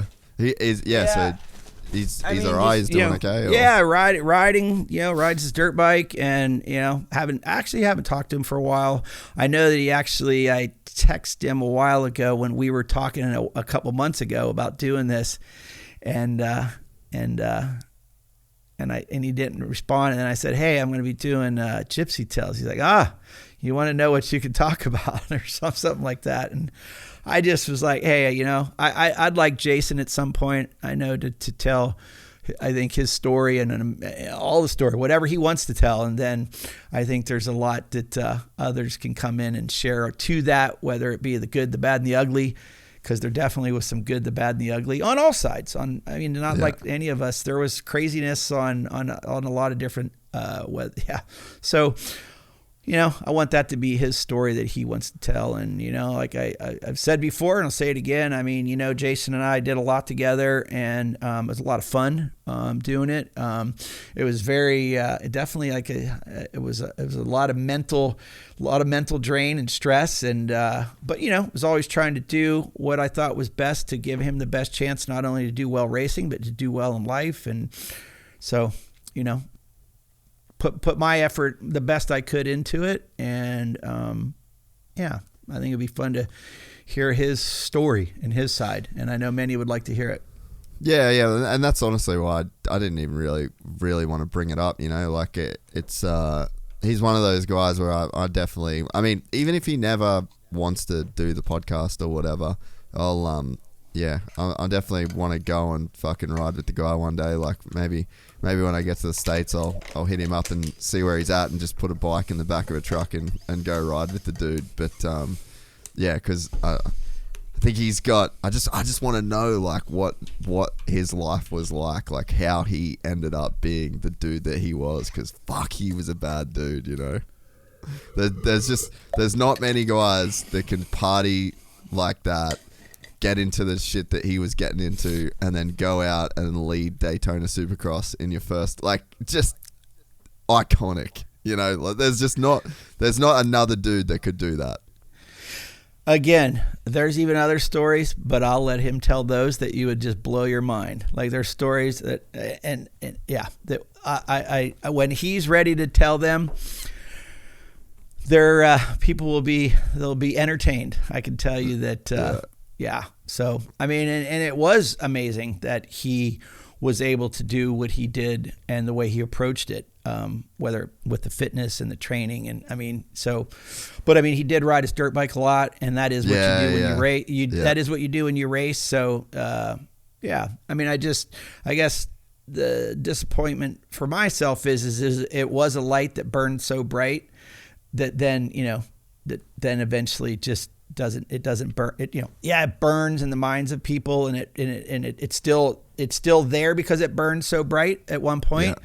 I just for me, as you know, where I was with him with it all, it would have just been a lot more rewarding. I mean, it has to be rewarding for him to continue to do it and want to continue to do it, but it was fun. I mean, I had fun being a part of it, had fun doing what I did to I mean, shoot, we were thrown with, you know, we had to throw a team together, you know, within months in 09. And it looked when, so you know, badass. It was amazing. I mean, we, you know, the look, the semi, the bike, the gear, all had the same look. I mean, you know, thanks to Mark Blanchard, you know, helped put all that design together from, you know, 100% at the time, One Industries. But the look was amazing. Everything was amazing. And all the stuff that we, you know, sponsors, you know, Monster and AMPM and Boost Mobile and, 2XL, which was the headphone company. Anyway, big deals, big sponsors. And, you know, and it was, I mean, that was a lot of fun being able to then also utilize what I love doing, which was pitch and sell deals. And, you know, had somebody that I felt like could have continued on for quite a long time based on what his ability and talent was. So, and especially the marketability, the love, hate, which all of that stuff, like, you know, I think it's Madonna is one that coined, you know, good publicity, bad publicity, it's still publicity. And I think that was definitely something that was on Jason's side on that part for sure. Yeah, I think that's something that kind of hampers people in motocross in general, is that everyone's just trying to be loved. Like, no one wants any hate, and it's just like, I mean, even for me, I've learned in this, I feel like we're pretty lucky with people, but I mean, you can go, if you search Gypsy Tales on the Vital forum, you get like pages and pages, like literally pages of people that think I'm a fucking moron, and it's like, that's cool. Like I don't want to be loved by it. It's pointless, and you're so right. Like the love that hey, just watch, be entertained, tell your mates I'm a dickhead, like tell your mates it's all what doesn't matter. Like this is all a good thing, that there's like this. That it's good that people care, and I talk about bikes and interview road people, blah blah blah. It's good. There's good for the sport that we have like that level of engagement, you know. And I think that J-Law was a dude that had that figured out. Like he didn't give a fuck if people loved him or hated him, and like there's so much power in that. He definitely didn't, but I will say though that he didn't, and he definitely wasn't doing anything to appease people. You know, he wasn't going to conform. You got to go sign autographs, you got to this, you got to that. He wasn't going to do what he didn't want to do. But I will say that I think that maybe some of that stuff did have an effect on him though. Like I can't speak for him, but I do think that some of the writings and some of the, you know, the people would say some pretty nasty stuff, you know. I agree with that. Even myself, like when I've read stuff about myself that people didn't even know the truth about. Even, you know, that's where I made an amends with Steve Mathis, where it was like, you know, and when I heard stuff that was said, others said on. You know, someone had sent me a clip of a podcast, and it's like they didn't even know. But yet, at the end of the day, I let all that go. I made an amends, and I'm like, forgiveness, not revenge. So that to me was like, they didn't know, they weren't there, they don't know the truth. But you know what? Whatever. I know the truth. I know what I did. I know what I didn't do, and I'm comfortable with that. And for me, I'm not going to harbor any anger or hate or ill will. I'm just going, I know the truth, and I think though that it can definitely, I could see where these high level athletes and sports figures and celebrities, and where you could get, you're like, that can definitely get in your head and it screw you up. So.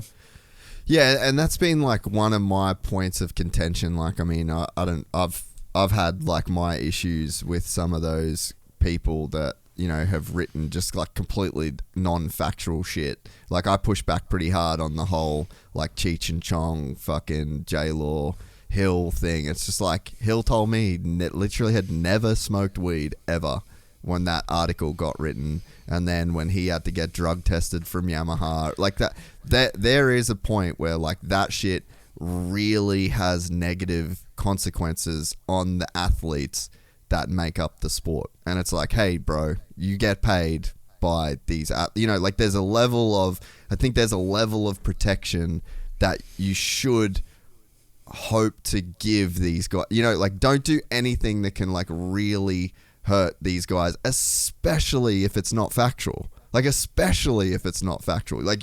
have to respect that you only have this voice because you have these guys to talk about. And I think that, you know, that was kind of like an error, because at that point, I mean, when I was a kid, dude, I read cover to cover every single Racer X, every single Trans World, and every single motocross action from when I was like 11 to when I was like 20, you know? So it's like, I know what those guys are right. Like I know what people wrote about these dudes. And then when I kind of got to be in the industry and you learn like what actually was going on, or what, you know, you get something from Hill saying like, because I would read that shit, I'd be like, fuck, Hill's a stoner, you know, like that's crazy. And it's like when you learn it's not true and the damage that it does. And so I think like, I would just hope that we've moved away from like that era of journalism. And I think that, you know, like the podcasting, guys having their own social media, all that, you know, like maybe if Instagram was around, and maybe if J-Law could have told his side of the story more, had platforms to go on that could kind of like combat the quote unquote like mainstream narrative, like maybe that was a better place. Maybe he was just caught in a time where writers didn't have their own voice. But yeah, I mean, that was definitely like a thing that would piss me off. Is when you see like the negative consequences that media has on a guy where, you know, in my opinion, I'm like, dude, that was just we wasted an opportunity, like such a massive opportunity wasted. Yeah, and like I said, the disappointment for me is that I think that there was a lot more to get out of it, but it had to be a decision that he wanted, he wanted to get out of himself. It's not like but I like I said, as a doing what I was doing at the time and being the guy that was making a lot of those opportunities happen deal wise. I mean, that was my ride versus his ride on the track. His ride was on the track and doing what he did on the track. My success and ride was doing what I did to take advantage of what he was doing out on the track and or out there. So when that came to an end, it was just disappointing because I felt like there was a lot more to realize from it, not just for financial gain. It was exciting. It was fun. It was, I loved watching as a racer and a rider. I mean, I loved watching Jason. He was entertaining. I mean, it was entertainment. I mean, it was, watching racing to the guy was awesome to watch. I mean, and like I said, it was always going to be exciting. I mean, dude, the clean outs and, just all that. I mean, he loved that stuff. Even just his style, dude. Like the flow that motherfucker has on a dirt bike is out of control. Like, I remember watching like Transworld videos, Yamaha Troy, red gloves, Glen Helen on a Thursday, and just silk, bro. Silk. Everything he did was silk, and just I missed that style, 100%, man. Definitely was fun, and hey, end of the day is, I just hope that he's happy in life. That's from our early conversation is whatever brings you happiness. I hope that everybody finds that most importantly. But it does make you happy when you do what you love and you have fun doing it and you find success in doing what you love. So that's what I try to, every day is do what I love, enjoy what I'm a part of, and be happy with those successes. But it also, it's a lot of work. It's hard, and you only get you only get out of it what you put into it. So I try to remind myself of that every day as well. So yeah, I completely agree. And I think there's just a big part of me that I would love to see, and it would be like my goal with doing a podcast with him or doing anything with him. Like my goal of that would be at the end of it for him to really see the love that he has, or that people have for him. And, I completely believe that, if he was in the position in his life where he wanted to be back at riding, like, day in the dirts, the some amateur days, like do Loretta's in the 30 plus class. Like, I mean, I still think there's a good living to be made, if he wanted to have it. The internet's fucking crazy. I mean, if I can make a living out of this shit, like surely Jason Lawrence can. But I would love to see him do some kind of tour races, whatever, where like he got to feel how valued he actually is and was to the community. Because I think that, I think that while you said, he was definitely the guy that was not going to do things he didn't want to do, and there was a lot of shit he didn't give a fuck about.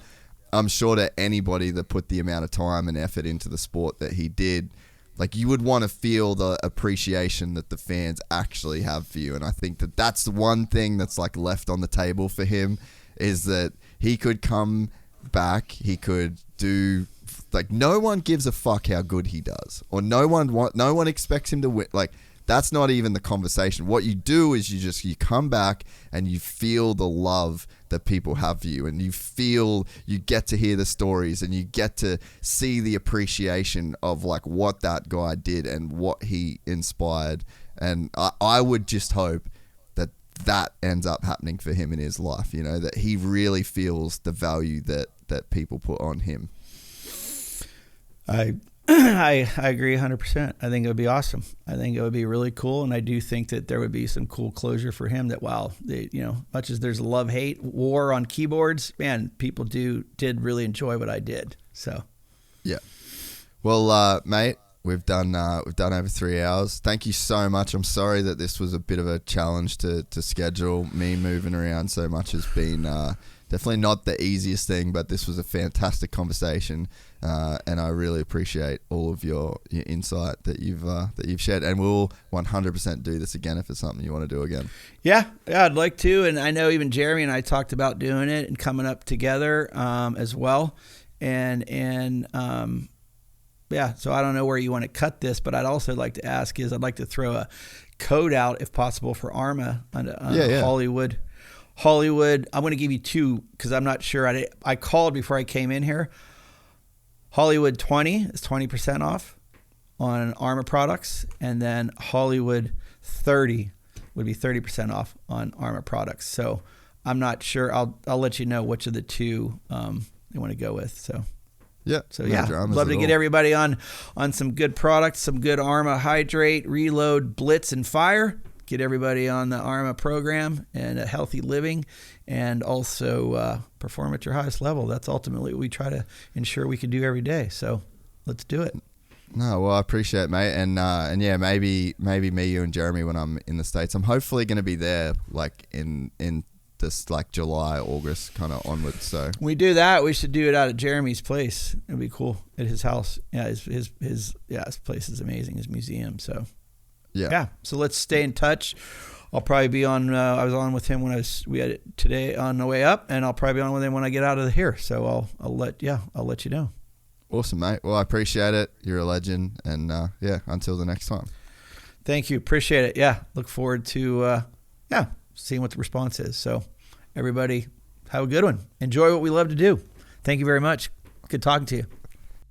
We're excited to announce the launch of our new membership site, gypsytales.com, packed with exclusive content and perks that you won't find anywhere else. This is your chance to become a part of the Gypsy Gang. And as a special bonus, if you sign up to an annual membership, you'll be entered into the draw to win our custom-built TC125. Gypsy Gang.